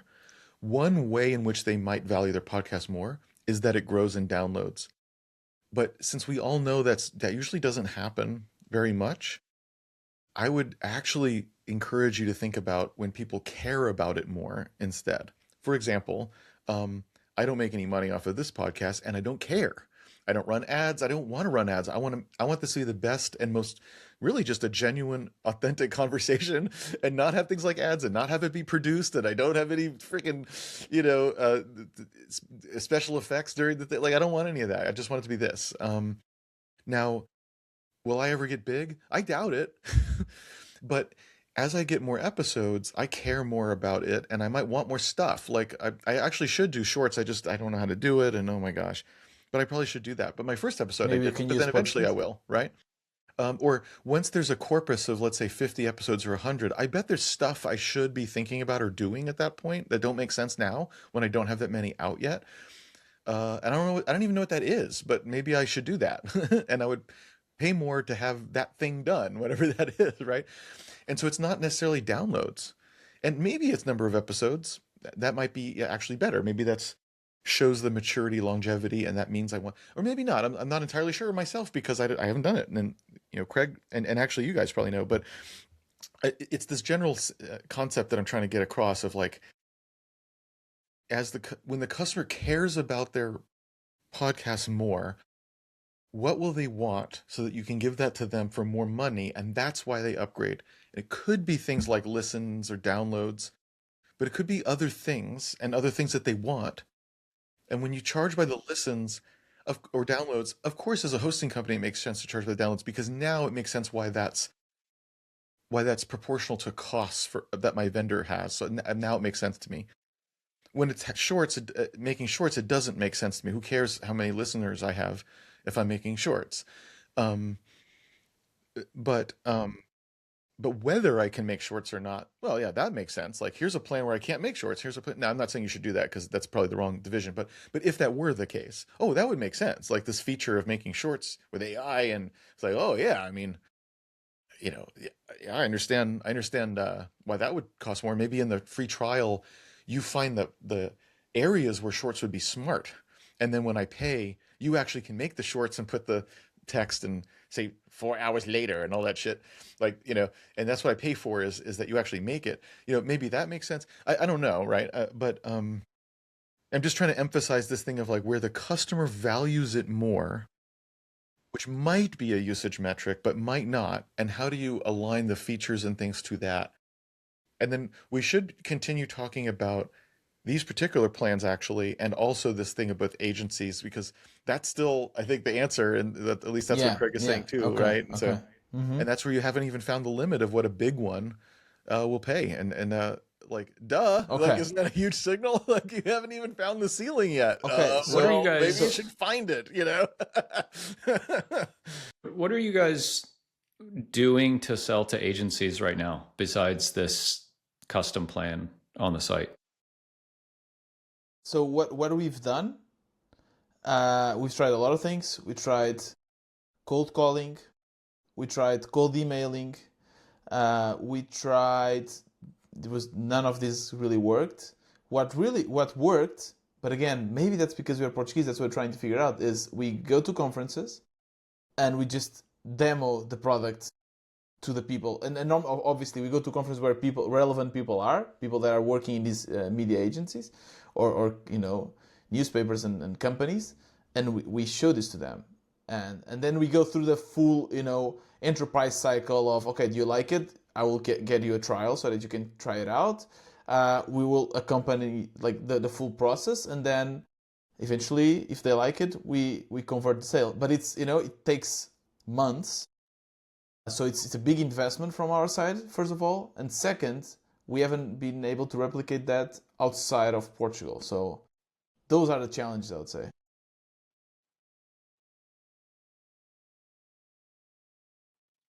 Any ideas? I mean, I hate to like ask an obvious question. Why do you think you haven't been able to replicate it outside Portugal, but besides the fact that you're Portuguese? Is there something else? We actually, as I was mentioning, we hired a girl in Latin America, and we connected, I guess, with almost the same as we did in Portugal. We connected with the major companies in countries like Brazil, and other Latin American countries. And we actually went through all the phase of connecting with them, demoing, chasing them, trying to collect the feedback and all that stuff. But we never reached the point where they converted. And That's this was because actually... what? Sorry, what? Because why? Many of them just I don't know. Maybe Thiago can say a little bit more. I think they never really tried. So Okay, and why did they never try? They're busy. I don't know. But they took the sales call. They did. Well, they didn't take. You don't take a sales meeting. I get emails every day, cold emails every day for crap. I don't take the meeting. I only take sales calls if I'm in the market to buy it. Now, it's true they may just be exploring and they didn't have a serious project. That is possible. But when it's 100% failure rate, that doesn't explain it. Just that every single person didn't really have a project and was just curious. That's not the case. So why did they take the meeting and then decide not to proceed? Well, that's why I'm here to figure out. Well, you can't ask me because I wasn't in the meeting. So first of all, you can't just like, if you yourself don't know how to sell the product, then you can't just hire someone in some other country and hope that she just figures it out. Now, you could do that if you hire a really great person who knows how to be the first one into the sale. In other words, you can do that if there's certain people you can hire who can build a sales organization from zero and figure out how to sell it and then sell it. That's a very special kind of a hire. Most people can't do that. Shoot, most founders can't do it and their companies don't work, right? Like, you guys haven't been successful yet in doing that. There you go. It's very hard. It's a special skill. It is. So, yeah, so it's kind of not surprising unless you had a very special hire. I think part of the reason was, well, first of all, sending emails didn't work, so we had to be a little bit more aggressive. So what we did was having this person that we hired messaging people in certain departments in these companies directly through WhatsApp, and so connecting really personally through to their phones. After we connected, we did a demo with that person. So maybe that person wasn't really the decision maker, but it was the relevant person, at least from our understanding. That could be I guess but you're still not answering what. So why did they take the meeting and do all that stuff and then never talk to you again? Yeah, so then they did the meeting. We set up. But why did they never talk to you again? Just what is the answer? They did, but they did. They talked with us again. Actually, Tiago was chasing them for. Okay, and then why didn't they buy? Just what's the answer to why, despite this interest, they didn't do it? I guess they probably the real answer is probably they did not see immediate value right away, and they were just too busy doing other things, and it wasn't just worth for them to spend more time experimenting the product. I guess that would be the So real you're answer. saying they did experiment with the product, or they never did that either? No. I think they did. What do Many, you mean many you think they did? Sorry, what? What do you mean you Yeah, think they they did. did? They did. Did they pay to get an account and use it, or Yeah, did they yeah, not do that? Yeah. We did the demos. They had an account. They converted a few episodes, but it never went beyond converting maybe 2 or 3 episodes. Say so. Okay, so the product didn't do anything valuable for them, so they didn't want to continue. Possibly, yeah. What do you mean possibly? If it was valuable, why would they stop? I guess that's the reason. But again, I'll tell you why there's this confusion, because we had the same with the Portuguese folks, where they would start and then they would like, I guess, I don't know, you probably know this better than I do, right? Like in these enterprise things, they have so many things going on, and then they would start and then they wouldn't put the focus on it, and then only when we actually went to this enterprise and we met them and we created like a connection, then they say, okay, let me really put focus Yes, of on course. like figuring this out. That's just what sales looks like. So, But how can you do this as a bootstrapper? Like, I mean, generally speaking, a person at a larger company has a couple of priorities on their desk. It may be like their quarterly priorities or something like that. Sometimes it's an emergency, right? So sometimes they're like, for this quarter, I've got 2 things I got to do that my job is depending on, I'm being measured by, we're talking about every week in our stand-ups or whatever, right? There's usually just a couple of things at a time that a person at enterprise has. Now, they may be attacked with a dozen things at all times, but that's not affecting their job. If they dropped one of those and said, I'm too busy, they don't lose their job. But there's usually like 1 or 2 critical priority things where, like, if they drop that, that's their job, right? Now, when you're one of those, you get the attention. And if they need to get shorts up, they are going to buy something to do shorts. If it's one of those things that's like, this is my job, like I have to get shorts up this quarter, that's the deal. If it's one of those. So when you're selling to someone who's in that position, this thing of like, well, I don't know, I moved on, that doesn't happen. The reason that happens is what you're describing, which is very common, which is, sure, they'd like to do shorts, sure, they'd like to have the transcript, whatever, like it's all night, like sure, all else being equal, they would take that, that'd be good, but it's not one of those top 1, 2, maybe 3 things that's on their plate right now. The other thing that happens is emergencies.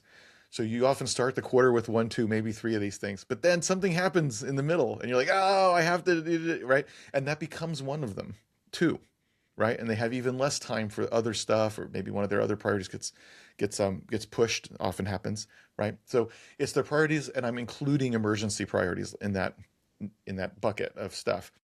So if you're in there, this doesn't happen and the sale works. And if you're not in there, then people will say, you'll experience exactly what you experience. This is the symptom. What you're seeing is the symptoms of this disease, where the way I put it is, if you could just have this for free, and by free, I don't just mean money, I mean your time. I mean, if just magically this just happened to all your podcasts and you never thought of it again, it just happened. Do you want that to happen? And it's amazing how often the answer is still no, I don't. In which case, that's a product. See, and if that's the case, we got a more fundamental problem with the product, right? I can name products like that. For example, if I said, here's a new email product from a vendor you've never heard of before, I'm going to move all your email over there and you have to use them for email from now on. You want that? It's free. You would say, wait, no, email's very important. I don't want you just giving it to some random person. No. Hold on. No. Email, no, not even for free. See what I mean? So like, it's not necessarily, okay.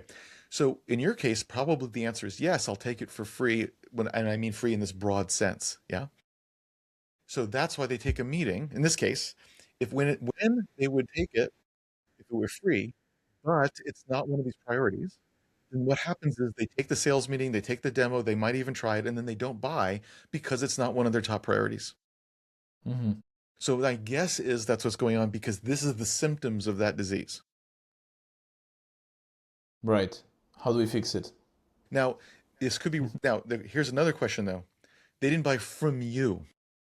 Now my question is, did they buy from someone else? If I went to those people right now, do they have shorts on their podcasts? And if the answer is yes, then the problem is, no, they did buy. And what I just said is not true. They did buy, but not from you. And that's the thing to figure out.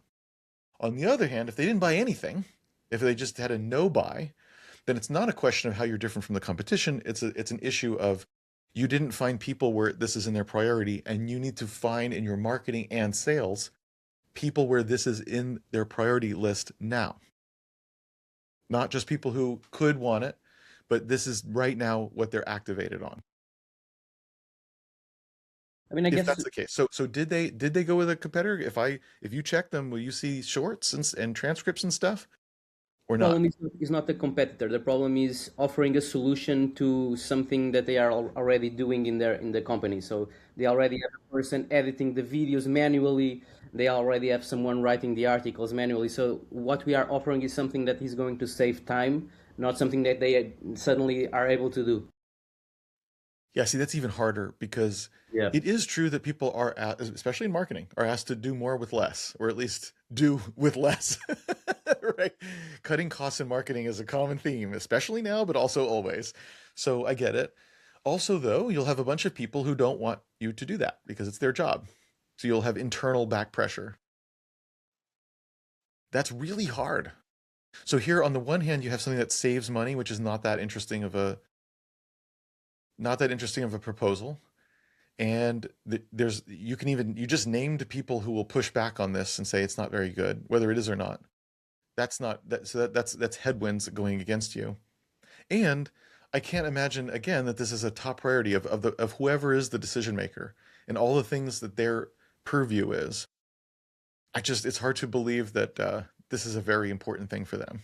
Yeah. So you're probably falling through all that. It's just not that valuable, just not that important, just not that urgent. Mm-hmm. I actually, I am not the person to say this, but I actually think this is a product and a capabilities problem. To your point, Jason, about like Hyperframes and Claude kind of doing this, I think that if you could have this for free and you wouldn't have to do anything, this would magically be taken care of. For the agency customers, I think all of them would say yes, because they should be doing this for their clients, right? They're going to edit the podcast, and that's probably still manual, but then all the other stuff kind of downstream, the transcripts and the show notes and the titles and the publishing and the shorts and all that kind of stuff, they should be doing that. I think they are not doing that with a solution like PodSqueeze because it's not that good. And that's not a slam on you guys, but like I don't think it solves the entire problem, because they're still gonna have to go through it. They're still gonna have to edit it. They're still gonna have to upload it to Instagram. They're still gonna have to do all this kind of stuff. So I think it doesn't solve a painful enough problem in a complete enough way to justify the pain of switching from not doing this at all or a human kind of driven solution. I mean, that's like, we have a agency kind of arm at Castos. We don't use a solution like this because it's not good enough to take a significant amount of work off of our team. And for me, like as a user, I don't use this or Opus or anything like that because like it's just not amazing. And that's not a knock on you guys. Like I just think that like we're trying to like do this thing with AI that is not always amazing. We've all seen like the results of this stuff. I think right. that, So you're saying if the humans were completely out of the loop, you would save time. But instead, it's like it makes a reasonable draft that a human still spends a non-trivial amount of time on. And so while it saves a little time, it's just now it's such a sliver at this point. It's just not worth the effort of implementing a whole new tool and dealing with stuff and blah, blah, blah. It's just like the overhead isn't worth it. Yep. That's my experience. Wouldn't that mean though that the ones that are actually paying us would also not use the product? I think their bar for what good enough is different than other people. Yeah, in fact, looking at your homepage, I got the feeling that some of your customers have like AI voice podcasts. They don't even record it themselves. Is that true? No, most of them, they have their own. podcast that they record. Yeah. Okay, I think I saw that in a testimonial or something. Anyway, but a person who does that doesn't care about the show notes. Like, as long as the show notes are okay, like, it's fine. They already don't care. I didn't get the question. So the person that makes an episode with AI doesn't care? Yeah, like if I'm already using an AI voice to do my podcast, I probably don't care that the show notes are AI generated. That they're good enough. I already I'm making a podcast that's just like kind of okay at that point. I wouldn't agree with that. I think there's a lot of big channels that are fully AI and they make it a business out of it. So I think they would care about it, I would say. But not enough to actually like make a podcast themselves. I mean, I guess we could speculate about that, but at the end, what we want to figure out is how can we reproduce what we did in Portugal in other countries? I think that's a good question. So I think what we haven't put our finger on, so maybe you guys can tell us what the answer is. Craig has said, for a lot of people at least, it saves some time but not enough time, or it does some good but not enough. So I guess some people will think that Craig does, right? And some won't. We've also talked about how it might help, but it's just not critical for them. And we've also wondered how it's different from other. There's a lot of other tools that do this. So we've also wondered how it's different from other tools. I didn't even say better, just different. What will happen with PodSqueeze that doesn't happen with something else that some people might prefer? What we know is that people in Portugal will like that it's a Portuguese company. So let's so to answer the question, how do we replicate this outside Portugal? We obviously have to take that advantage off the table for other countries. So so we take that away, and now we're left with so for a large media company that wants to spend thousands of dollars a month on various AI related things to support their work, whether or not they take it as is or whether they edit it afterwards. Either way, I don't care. Anyway, they have dozens of podcasts, let's just say, and they agree. This saves us time. We like it, and it's worth thousands of dollars. Let's say they agree. Done. Craig's what Craig said. They're like, no, it's great. It saves us time. Okay. Now, what is special about PodSqueeze or different to where if I were going to spend $1,000, $2,000, $3,000 a month, whatever, for these things, I would need to pick PodSqueeze over a competitor because why? And the answer can't be we're Portuguese, because we know that's one of the reasons in Portugal.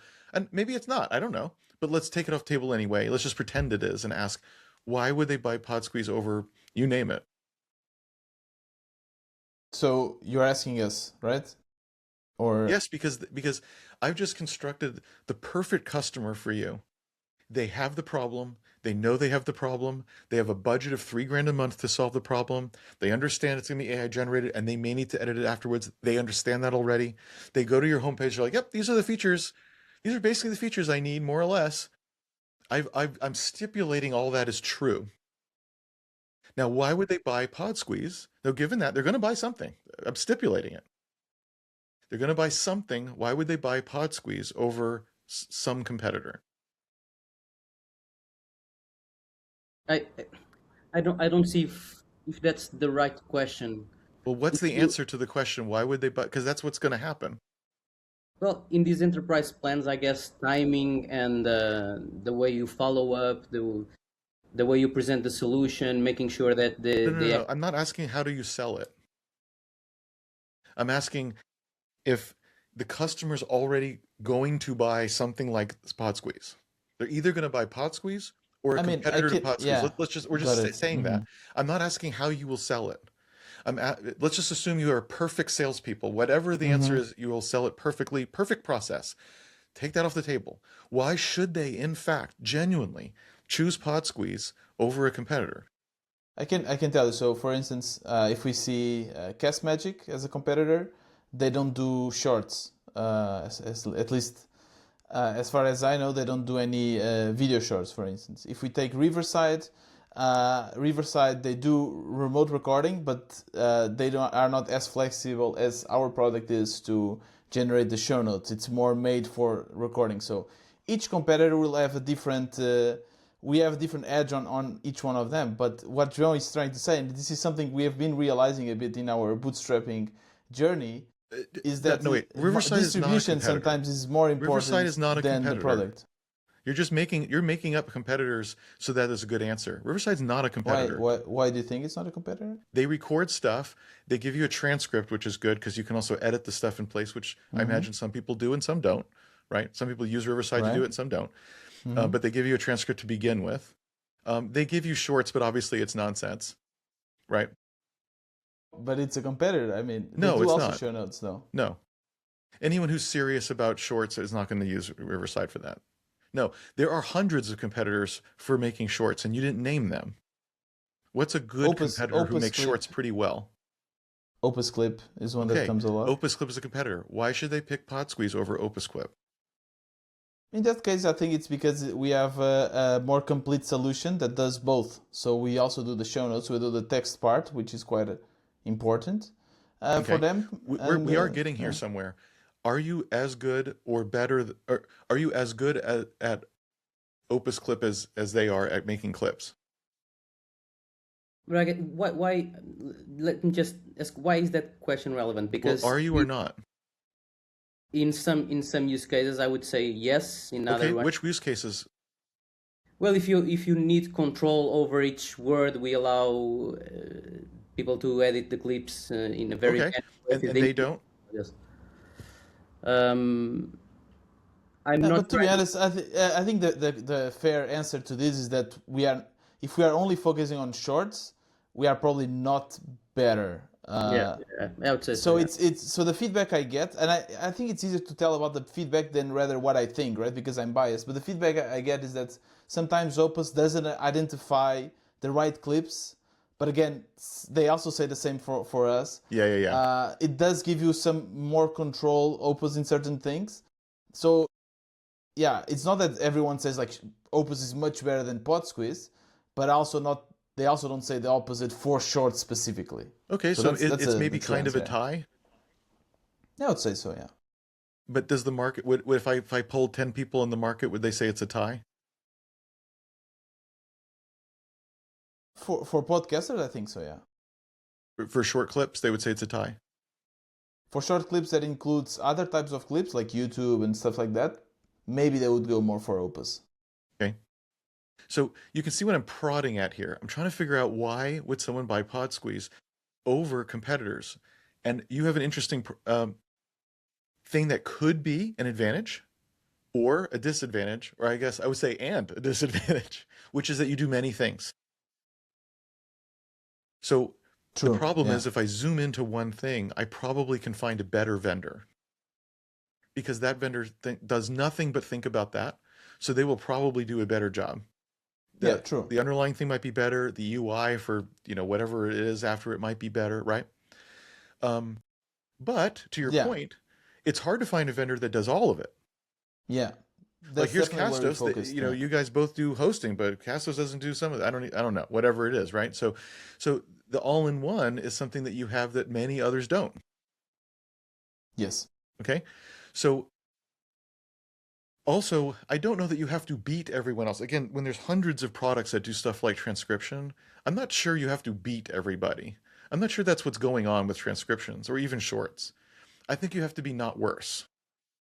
Like if I use PodSqueeze and the transcriptions are just garbage, which I know they're not, but let's suppose they were just garbage. Then if you're trying to sell it by saying it's all in one, but the transcripts are garbage, that's just, if I care about my podcast, that's just not acceptable.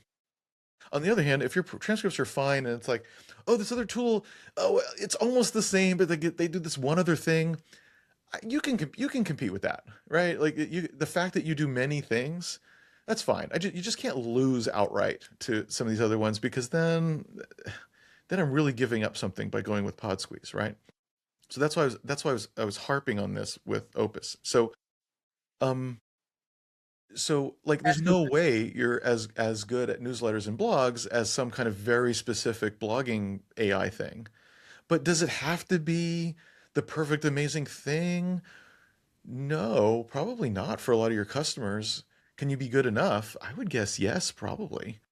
And the fact that it's all integrated and I don't have to, so, the good news so the good thing about an all-in-one product is one vendor, one throat to choke, one tech support line, one budget line item. Once I pay the thousands of dollars a month, I'm in. And I can stop Mm-hmm. thinking about this stuff. And Mm-hmm. I'm not having to see demos of millions of things. And it all works together. Like you've ingested my podcast and bam, all this stuff comes out in a beautiful UI where the whole pipeline of my episode going to publish is all together, and the the transcription and the show notes and the socials, they're all connected. So I have this beautiful connected UI. Oh, this is so good. So that feels awesome. And now you can sell against things like Opus Clips and other things by saying, "Oh, sure, if you wanted to, you could literally buy 9 different tools from 9 different vendors, all of whom are charging you in weird ways and upping their price every year. And then you could figure out how to be the project manager to glue all this crap together and copy and paste stuff all over the place. Yeah, you could do all that. But god dang it, why would you want to do that? With Pod Squeeze, what's beautiful is it's all in one place. And so see what I mean? So I'm now, because if I can build, if the answer to my question, which is why should they pick Pod Squeeze, if the answer is because it's all in one, which means like all in one is actually not the answer. All in one is a feature, is a fact, right? But if the answer is what I just said, it's so easy, the UI, there's a pipeline, like it's my whole thing. And you say automate your podcast, but automate isn't what I'm saying. And so maybe I'm wrong, but with my pitch, but you see what I'm getting at. Because you said automate, and Craig says it doesn't automate everything actually, so this might be the wrong positioning. But okay, if this is how I do everything in my podcasting in one shot without having to wire up 9 vendors that are all and still have all kinds of problems with that integration and project management, that's pretty sweet. I get that. Now, again, you can't be terrible at transcriptions or terrible at clips or terrible at making blog posts. Fine, fine. Because then it's like, yeah, I like the UI, but god dang, guys, like I'm not actually getting all these things really because it's so bad. Or you see what I mean? Like you still would need to say, there's this minimum bar. What you can't do, and you shouldn't do, and I don't think you are doing, is say like we've got to beat every competitor at every piece. You can't. You can't, and that can't be the strategy, and that can't be the promise to the customer. What you could do is say, it has to be good enough that they're like, that's good enough that the fact that it's all in one is just winning the day for me. Now, not every customer will agree that doing all in one wins the day. Not all will agree, but some will, and that's where you're going to win. But if someone said, look, the only thing, listen, I already get transcripts out of Riverside and then I edit it. I already do the editing myself. I don't need you for that. And the show notes, I just make a Google Doc and other people type in what they want, which is PS what we're going to do. And so I don't need AI for that. But the shorts, that's the only thing I need. Okay, well then you know what? Maybe occasionally they'll still get Pod Squeeze, maybe. But it's okay if they don't, because that's not how you win. If they only wanted the one thing, like, sure, there's probably some competitor out there on the one thing. If they already wired everything together, okay, I guess, sure. But to me, again, like, okay, fine. Now that's all assuming the strategy of the all-in-one pitch is the right one, which it may not be. I'm just giving you an example. But this is why I was asking these questions, why it matters, because what I'm trying to get at is what is it that you have that you can win on? And it's probably not head to head on one of these bullet points with a vendor that's super good at it. It's possible. If you tell me I'm wrong, we're actually the best in the world at newsletters and blogs. I'm like, great. I would say great. Then say that. Like right now, I see on your website, 10 bullet points of all of equal weight. But if you're telling me one of them is the best in the world, well, freaking say it then. Then sell it. So that could be no issue, no problem. I'm just these are all examples of like how could this work. And notice we're not saying Portugal. This is why I'm getting at this. Why will people buy this that aren't in Portugal? That's what we're getting at. Yeah, makes a lot of sense. Yeah, but again, there's a lot to unpack there. I think in these past 2 years, we have worked on improving the product. And so we haven't yet seen a relationship between improving the product and converting more clients. So well, that is because you're adding features and you're not doing anything I just said. No. I'm not talking about adding features. I'm talking about improving what we already have according to the feedback from the clients. Yeah. But again, like that's not what we're talking about. Like, you're right. You've proven that just improving the product the way that paying customers have asked for isn't Yeah. working for growth. It's Mhm. good work. I'm sure it's good work. Like, that's not the question. But what you've proven is that incrementally improving the product in whatever direction, quality or features, whatever, for people that already value the product, we've already proven that does not create new growth. So what we're trying to do here is say, wait a minute, what should the product be and positioned and sold how that would be substantial new growth, because just adding a feature or making the quality a little higher is not the answer to that question.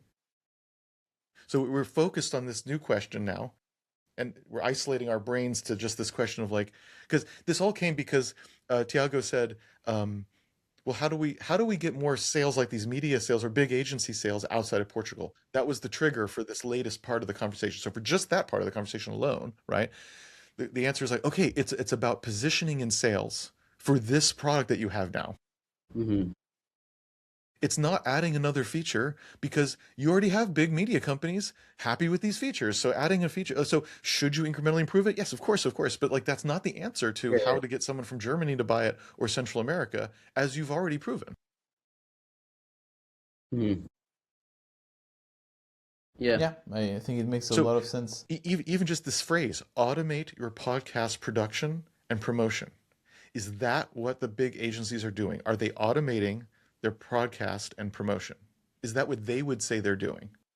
If I ask them, what are you doing with the software? Where they say, oh, it automates our production and it automates our promotion.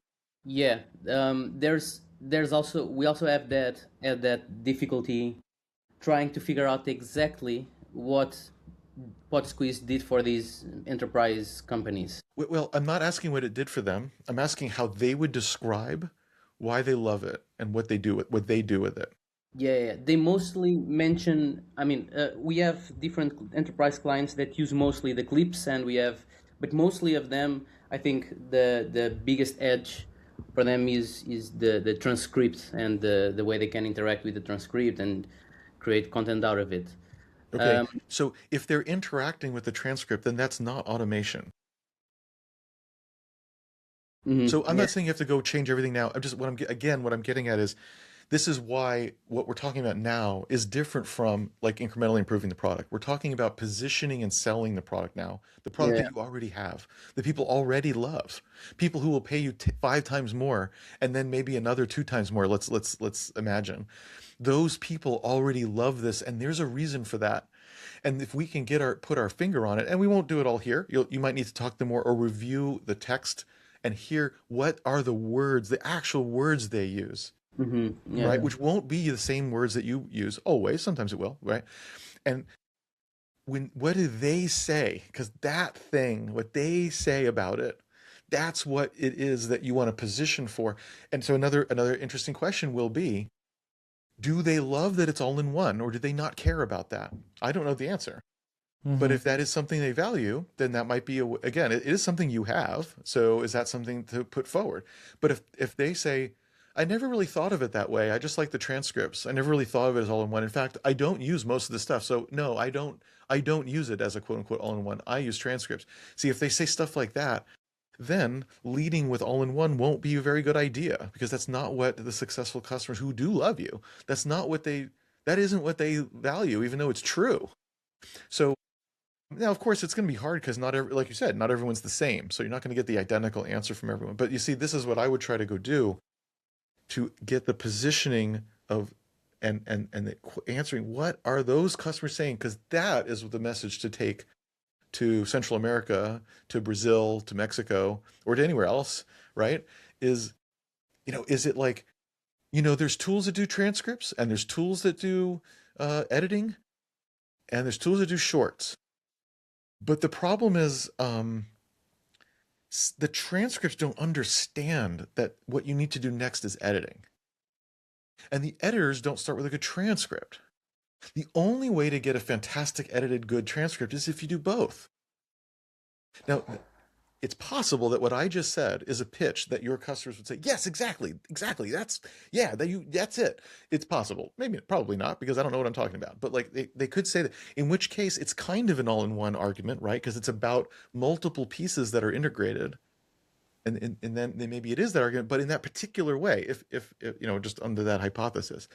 Craig, do you have any thoughts on? So you said something that I think is like, for this answer to the question Tiago had of how do we sell more of this to agencies, you kind of said the answer, which is like you do customer interviews, and that's like jobs to be done and all this kind of stuff. Like there's a bunch of frameworks and books on it. April Dunford has written. I might even have a framework and a book on it. You probably have. Who knows? You probably do. I actually have AI skill at skills.asmartbear.com. But I do. I have AI skills specifically for finding good questions to ask your customers. So you can check that out. And I think the most important thing here, and this is why I think early on it's so hard for like new companies to get traction, is because you don't have what you said, Jason, which is the same people saying the same stuff over and over about what they want. And that like there's three things. You need the same people, so you need agencies saying the same thing. Oh, it's this transcript, or it's the clips, or it's the whatever, and you need it happening a lot. You need all of those things to be true a lot to be able to have the conviction for yourself of saying, all the other 5 bullet points on this page and the words are not important, but this is the only thing that's important. And actually, I think like that is hard when you have two different types of customers you're selling to, which is the case for you guys, or it should be, or it is currently. Maybe it shouldn't be, but like if you only sold to agencies, that answer would be this. And if you only sold to individual podcasters, the answer would be this. And then you try to smush those two together, and this page looks like a mess. I'm not saying this page looks like a mess right now, but I'm saying like if you did that, then the messaging and the positioning would be inconsistent for each of them, which is like the risk. And so if you guys do that, and you have the conviction to only sell to agencies, then only put the agency stuff on this page. Yeah. Probably fact, the answer to how to grow this company. I wouldn't say the page is a mess, but when I looked at the page in my notes ahead of this, I was specifically saying, this is for so many different people. I don't understand what's going on here. If you told me it's all in one, I would understand better, but you didn't even say that. And so you're the host of the podcast, but you also distribute and help get people to view the podcast, but you also edit the podcast and make content, adjunct content for the podcast. It's like, now if you painted, I'm so confused. And also it says like manage multiple podcasts. Like, oh my God, what? Another thing in multiple podcasts? And it's because you're speaking to your different customers all at once. And it's just it is a mess. I don't know what to do. And then I go look at your pricing page. I still don't really know what to do. Like there's pro, but then there's agency, which is about the same price as pro. I don't even know why it's different. Is it different? So it is confusing because you are mixing your personas on the homepage. Now, either you pick one and focus, like Craig is saying, which I think is a good idea, or you acknowledge you have that and you paint that story off the homepage.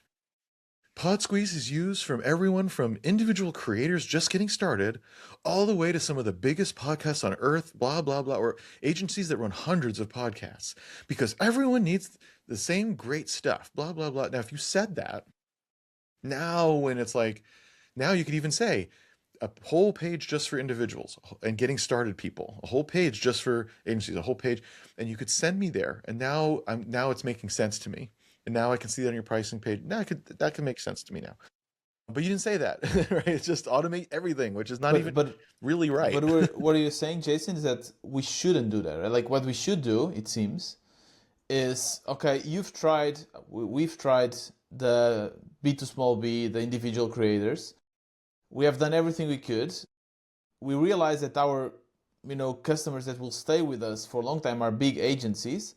Let's do the same we did for the small customers to the big agencies. Let's figure out why they are using it. Let's figure out how we sell to them, and let's put that in the main page. Let's put that in the pricing, and somehow ignore in a way that the other tier, right? Well, that could be. That would be pivoting the company. You could choose to do that.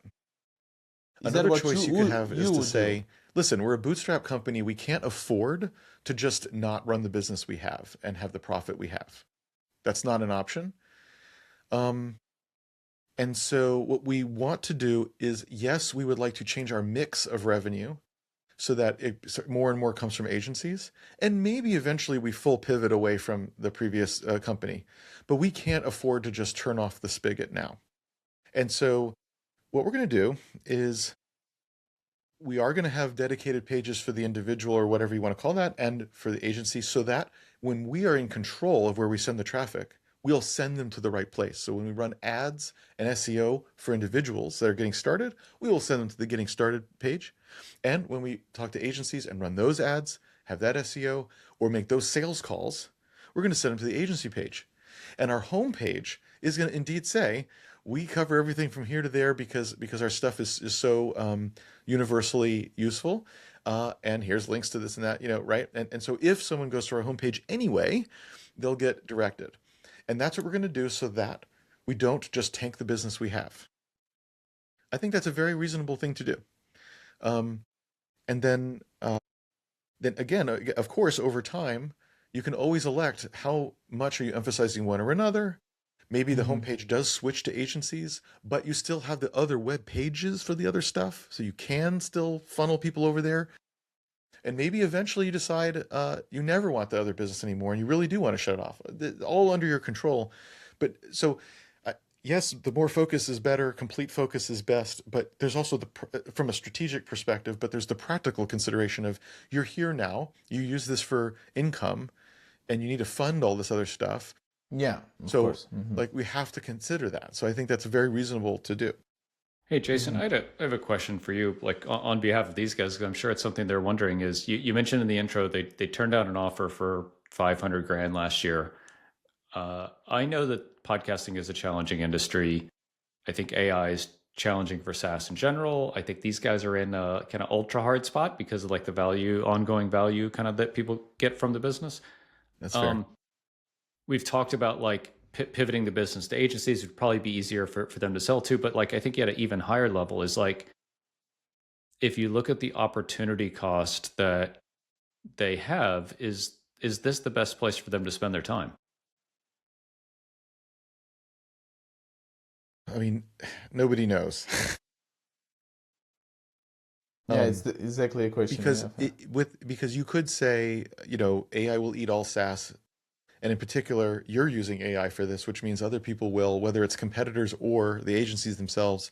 So your days are numbered and you should stop and you should try to get out of it and sell before that's too obvious.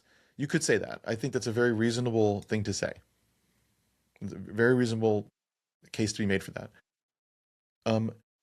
The reason I'm hesitating is there a SaaS business out there where you couldn't make that case? No, you could always make the pessimistic case that AI is going to eat your ass. Okay, so everyone should sell? No. In fact, lots of SaaS companies are quite profitable and doing fine, including the big public SaaS companies whose valuations are tanking like crazy. I understand that, but whose revenue and profit are often up. So valuations, okay, yeah, I get the valuations, but actually the businesses are healthy. A lot of them are super healthy, actually. So if we back apply that here to a bootstrapped situation where you may not care about your valuation, quote unquote, that much, and you do care about whether you can grow it and make profit, it could be that getting this to double the profit, notice I didn't say revenue, double the profit with this idea might be a whole lot easier than selling it and then trying to find another business that's profitable. That also sounds really risky. So again, I feel like both of those are very excellent paths forward. They're very logical. They obviously come with different risks and trade-offs. And they're both smart. It's smart to take money off the table and go do the next thing. And it's smart to say, this is working. You have an avenue for much higher profit that you could potentially unlock that's right there at your fingertips. And you know why the rest of the business is not good. And it's actually not because of AI. It's because the customers themselves go out of business, which actually would be true if you were doing this business 10 years ago. So you know that, though. So it'd be logical to say, I don't feel like going after these agencies and making a different kind of business model. I don't want to do that. So I want out. That's logical. but so is to say, yeah, of course I understand why that part of the business isn't good. Let's go do this other thing, the agency thing. Because if you also think about it, like since we started, everyone said like, but why don't we use GPT? And as you can see, we are neither growing, but we also not, well, we are not following, you know?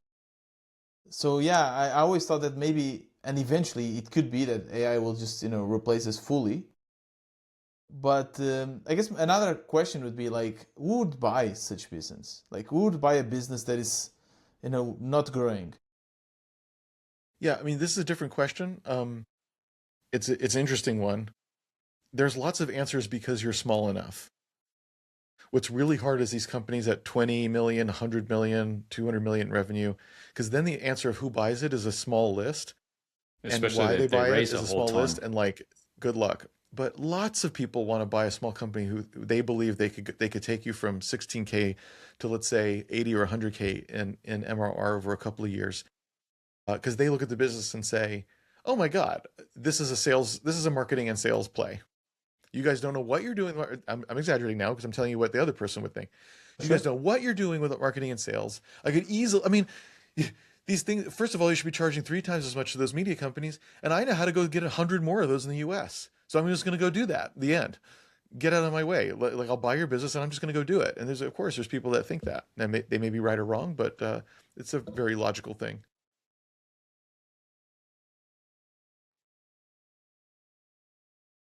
Any Also, other insights? an investor won't buy it because there's nothing to invest in.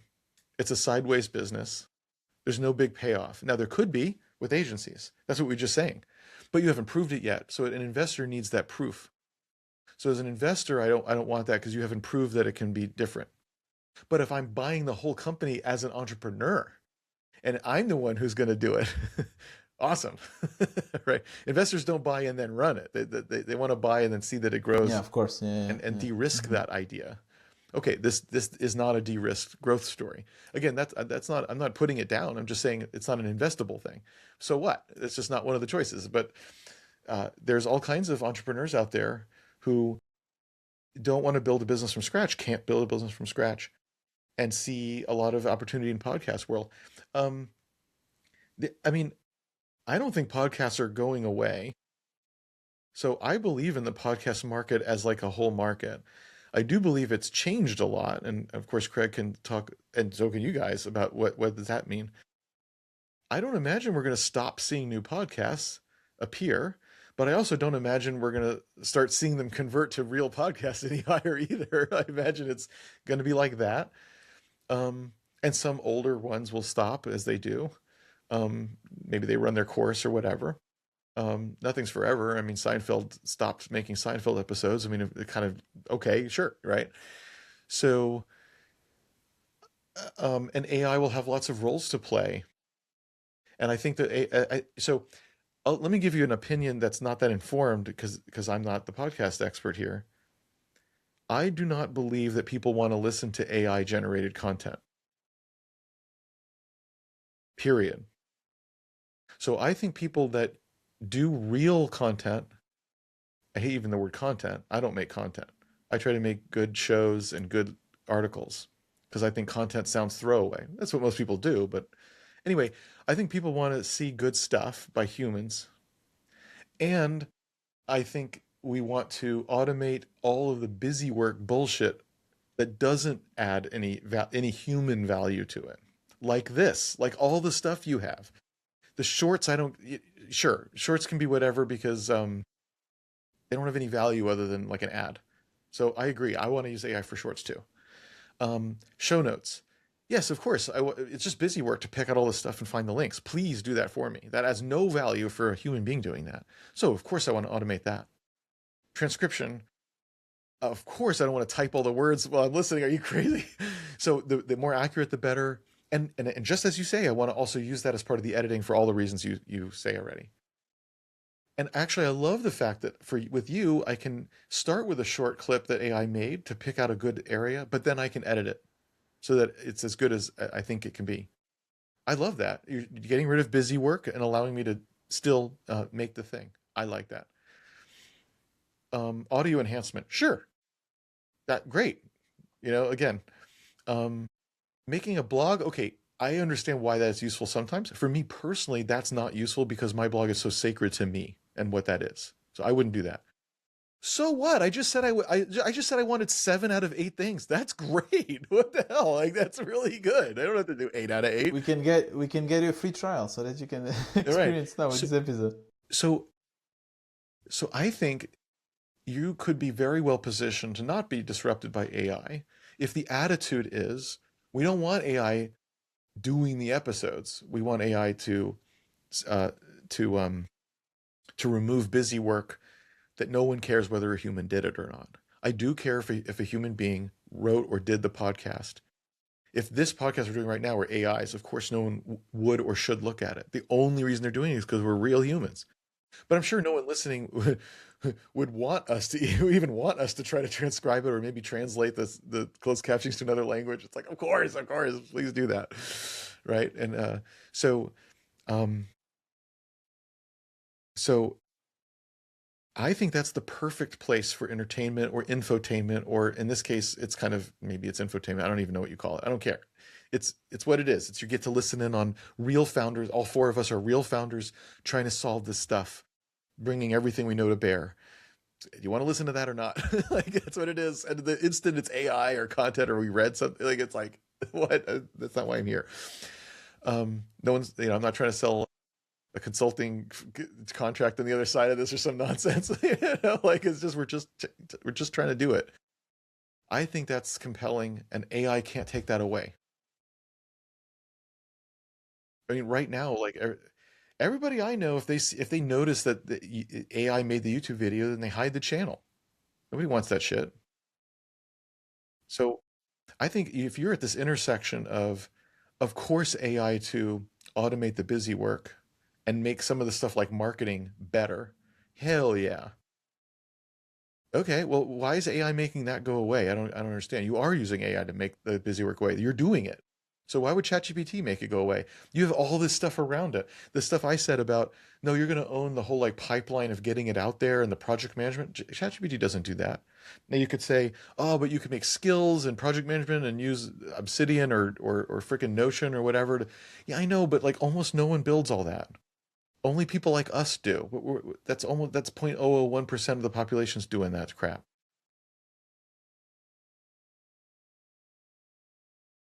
Did people stop using Basecamp because now you can do that in Obsidian and AI? No.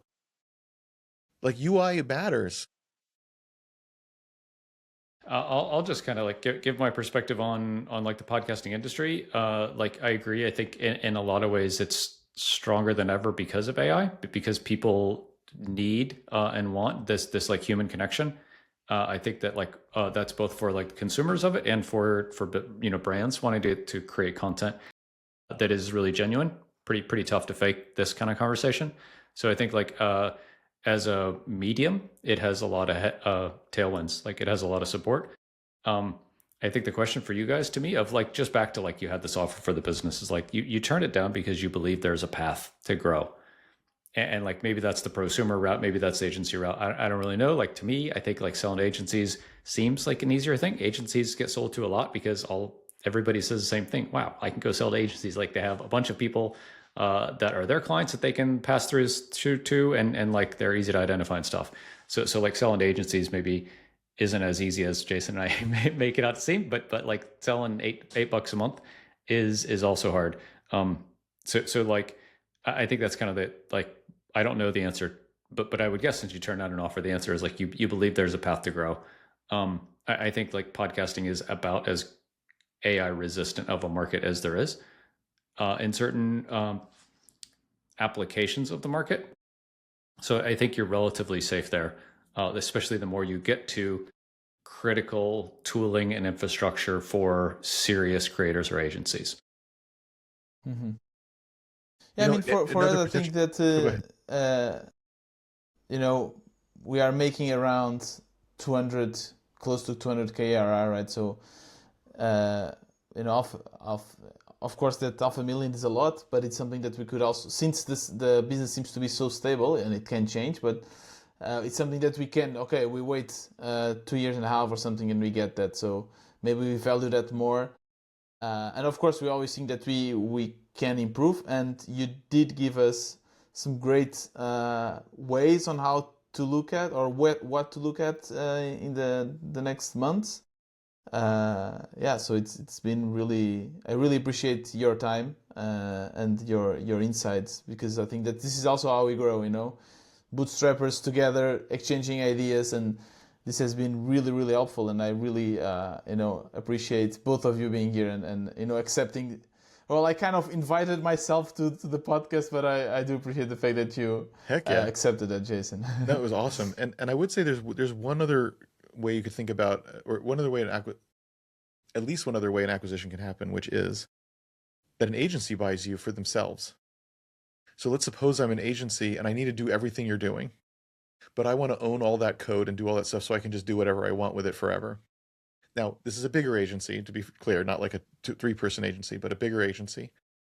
How would they build this in-house? Like if they've already decided strategically we need to bring this in-house, let's say they've made that decision. How will they bring it in-house? Well, one is they could build it themselves. One is they could buy something that already exists and go from there. The vibe code. Building it themselves takes longer, and it still takes millions of dollars. Mm-hmm. Because one team at a big company costs multiple millions of dollars, because it's not just their salaries and taxes, and if they have equipment, maybe they have office space, they won't get it all right the first time. There's opportunity costs lost in the amount of time it'll take before they have something that works, and they don't have experience. They have to develop the experience in-house to build it at all, etc. You just said, like, we added all kinds of features customers needed, and it took us 2 years. Right. That's what it's going to take them. It's like, wait a minute, that's not good. So, so that's going to cost them a lot of time and millions of dollars. So shouldn't they just give you $1 million to stop doing it, to just bring PodSqueeze over there and forget your customers or wind them down or whatever? Or maybe they want to keep them because now, I don't know, who knows? But like, even if all your customers had to just go away, it's so much cheaper to just give you guys $1 million, $500,000 each, or even $1 million each, to say, hey, stop that, stop that with your customers, bring all your crap over here, and from now on, let's make what we want, starting from here and starting right away. So we're going to roll this out on our 200 blogs that we manage now, and we're going to do whatever we want in the future because now we own it. And you'd say, okay, so I'm just painting a picture. Whether you want to call that an acqui-hire or a real acquisition, I don't care. I don't really know how people set that bar, and I don't care. But that is another way to get to a valuation which, in terms of a financial multiple, is unreasonable. Like paying $1 million or $2 million to this business is not reasonable. It's too high. If you only looked at it financially. But I just gave you a scenario that's quite possible. Yeah, right? yeah. They're not looking at it like that. They're not computing it like that. So they're asking, how do we get this in terms of time and money? And oh my gosh, $1 million is actually the best, and we get it today is a really good deal, right? And so they don't care what your finances are in that case, right? So that's why I bring it up. It's a way to get an amount of money that's more than what it is sort of. Let's just, for the sake of argument, say objectively worth financially. I know that's not really a concept, but okay, in the ballpark of what it should be worth financially. Well, how would you get more money than that? Why would that happen?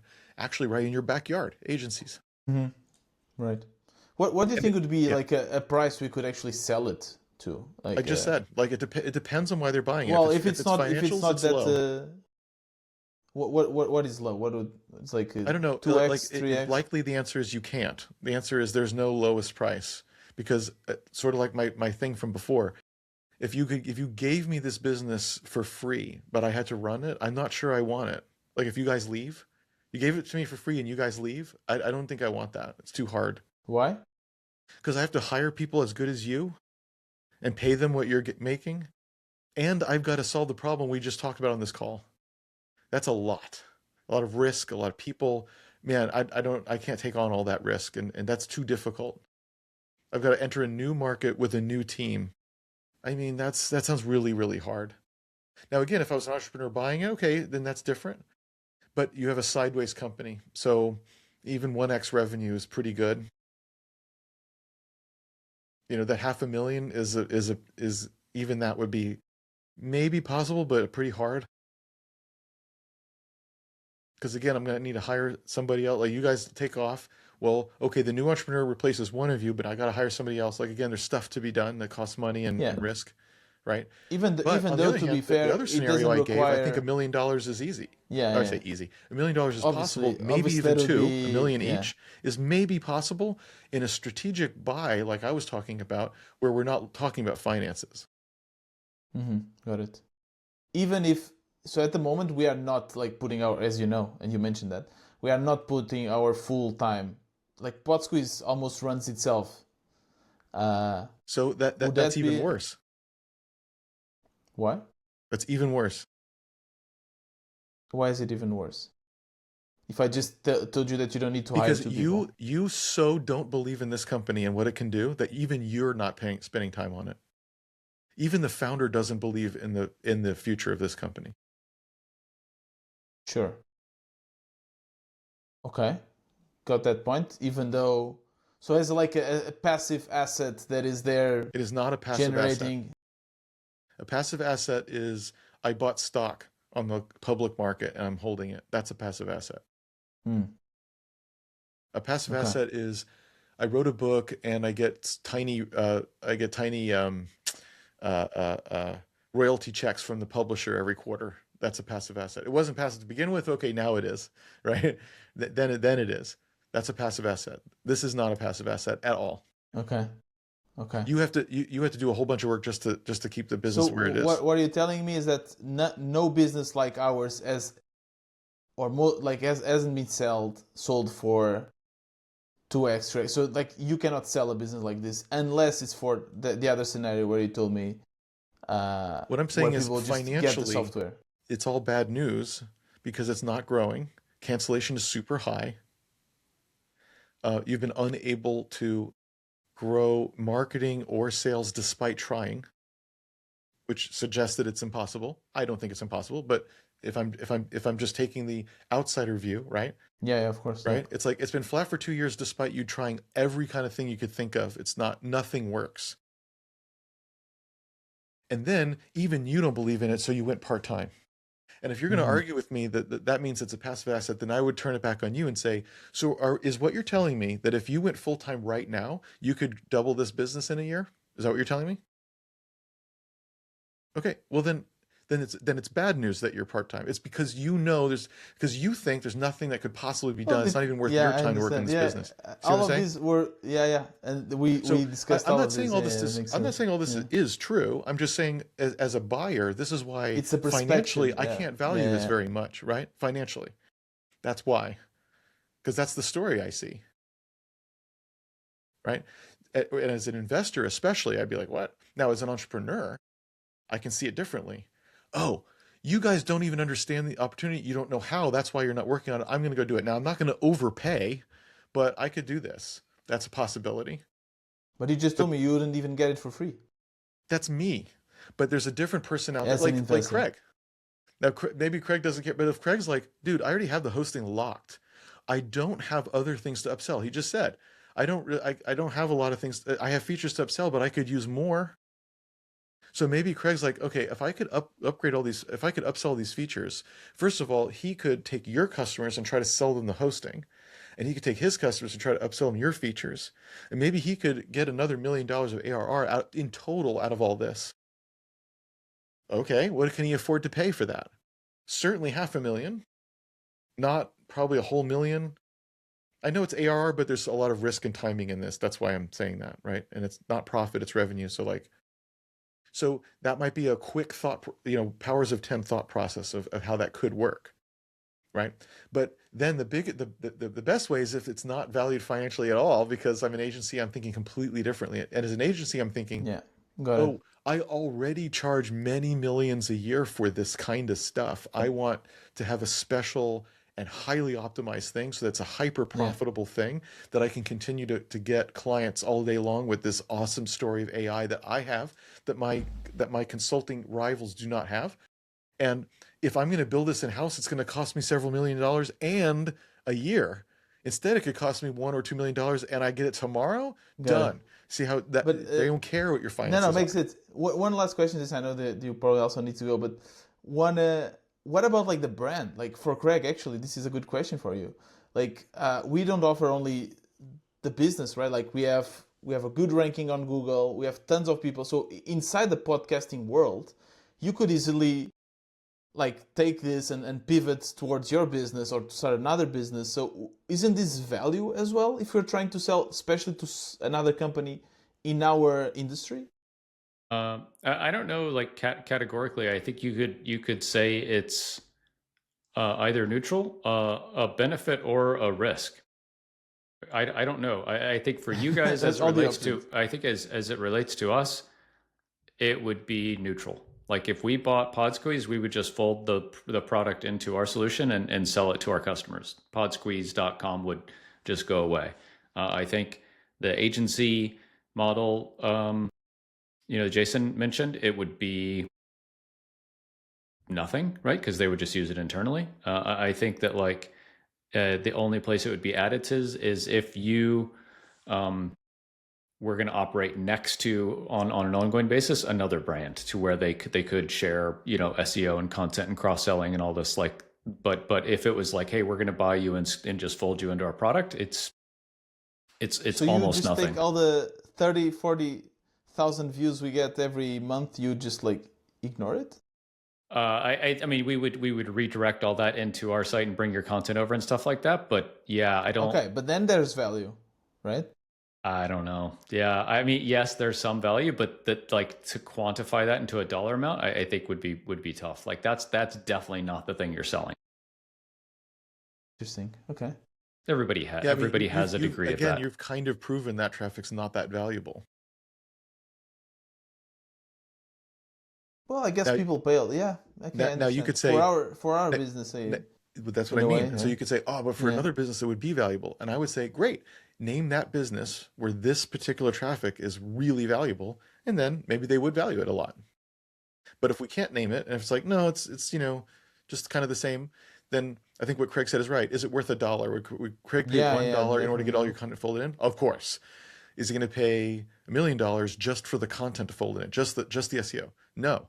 Okay, so we've established it's valuable, but not that valuable for Craig. and again, like if you could name someone else where they would call it very valuable, then you've answered your question. But if not, then it's okay. No, that's why I asked Craig as well. Because if it was the opposite, I would say like, Craig, I want those users, like I want those podcasters, because I'll put them in my funnel and there's a conversion and I'll definitely get some value out of it. So that's why I posed this question. But it would be some value. The problem is when you go down that whole thing of like, and the conversion rate and which of them stay after a year because their podcast didn't fail, and you end up in what is the actual value of it, you probably end up with a pretty small number. And so then the question is, like if you tried to LTV it, which I don't even like LTV, but suppose you just did a basic LTV on it, right? The LTV is probably not that good.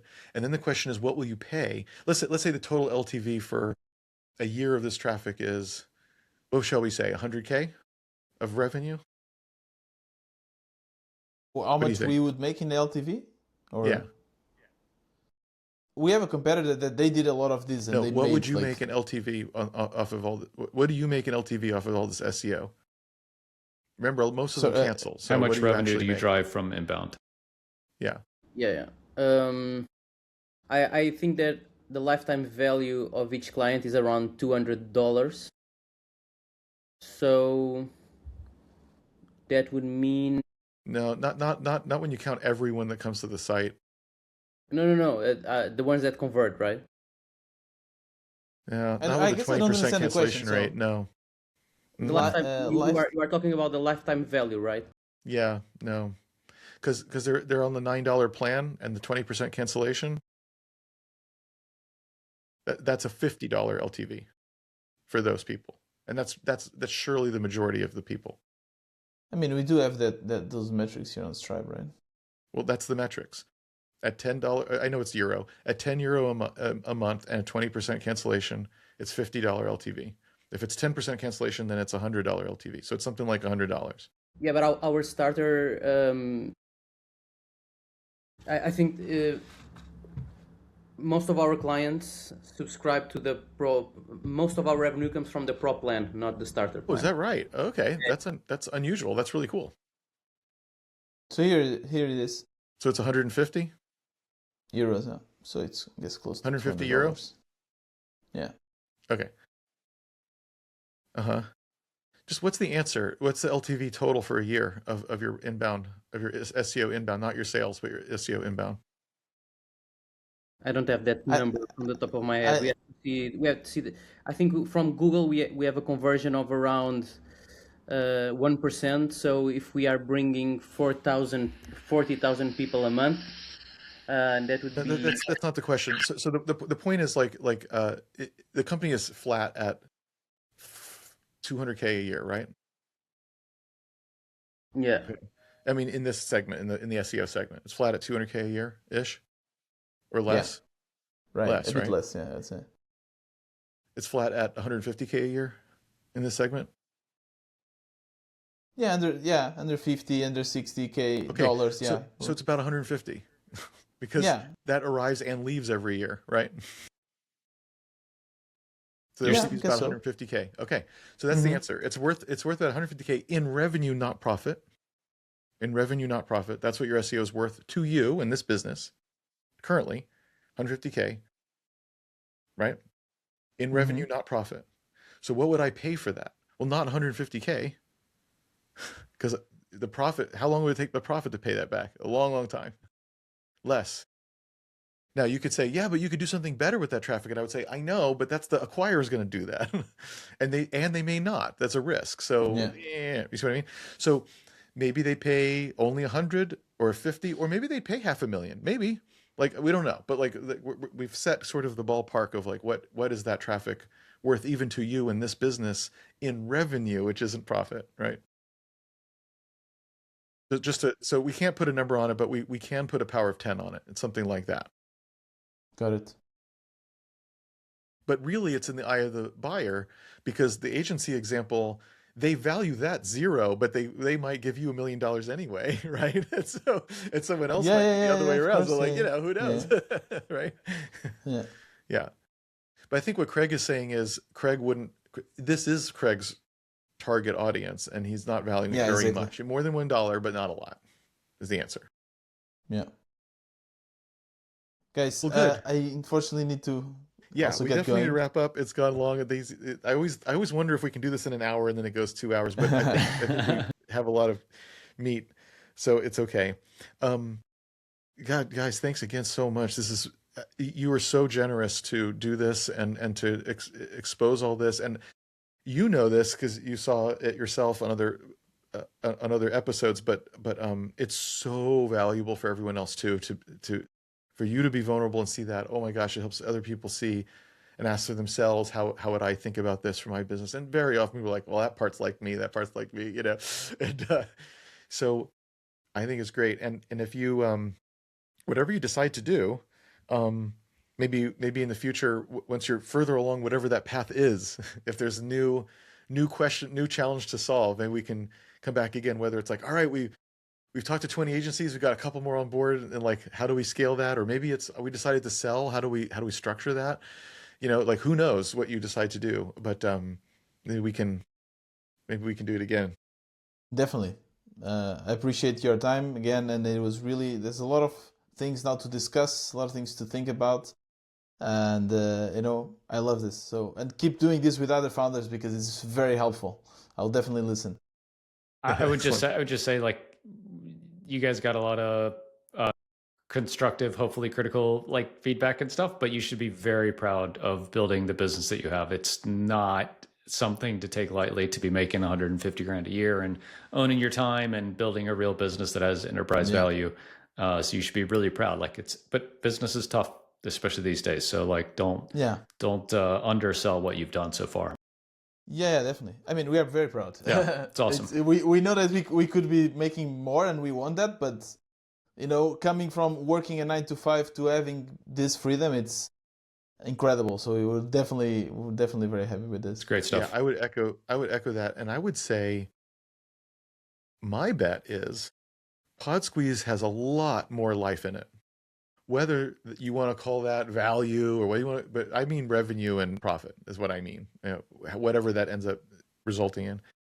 Yeah, I think so too. you got stuck on a shitty market.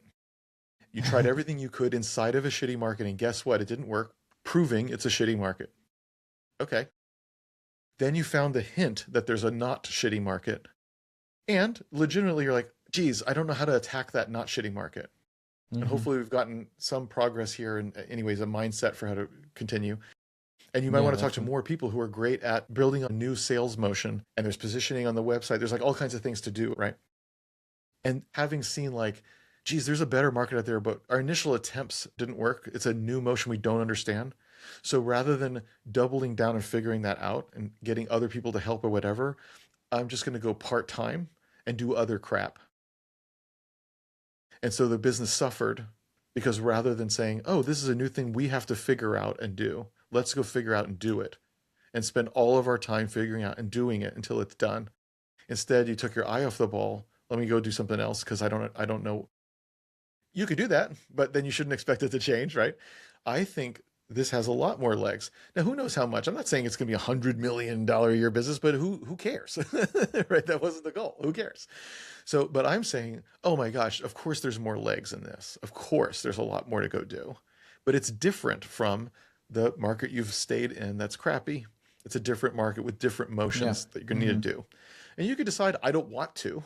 So instead I'm going to sell, or instead I'm just going to continue doing it part-time and make it as part-time as possible so you can go do other things. Those are all totally legitimate things. I'm not judging. I'm just saying if you want to, I think this has a lot of legs, but you have to decide to go do the thing where the market is good.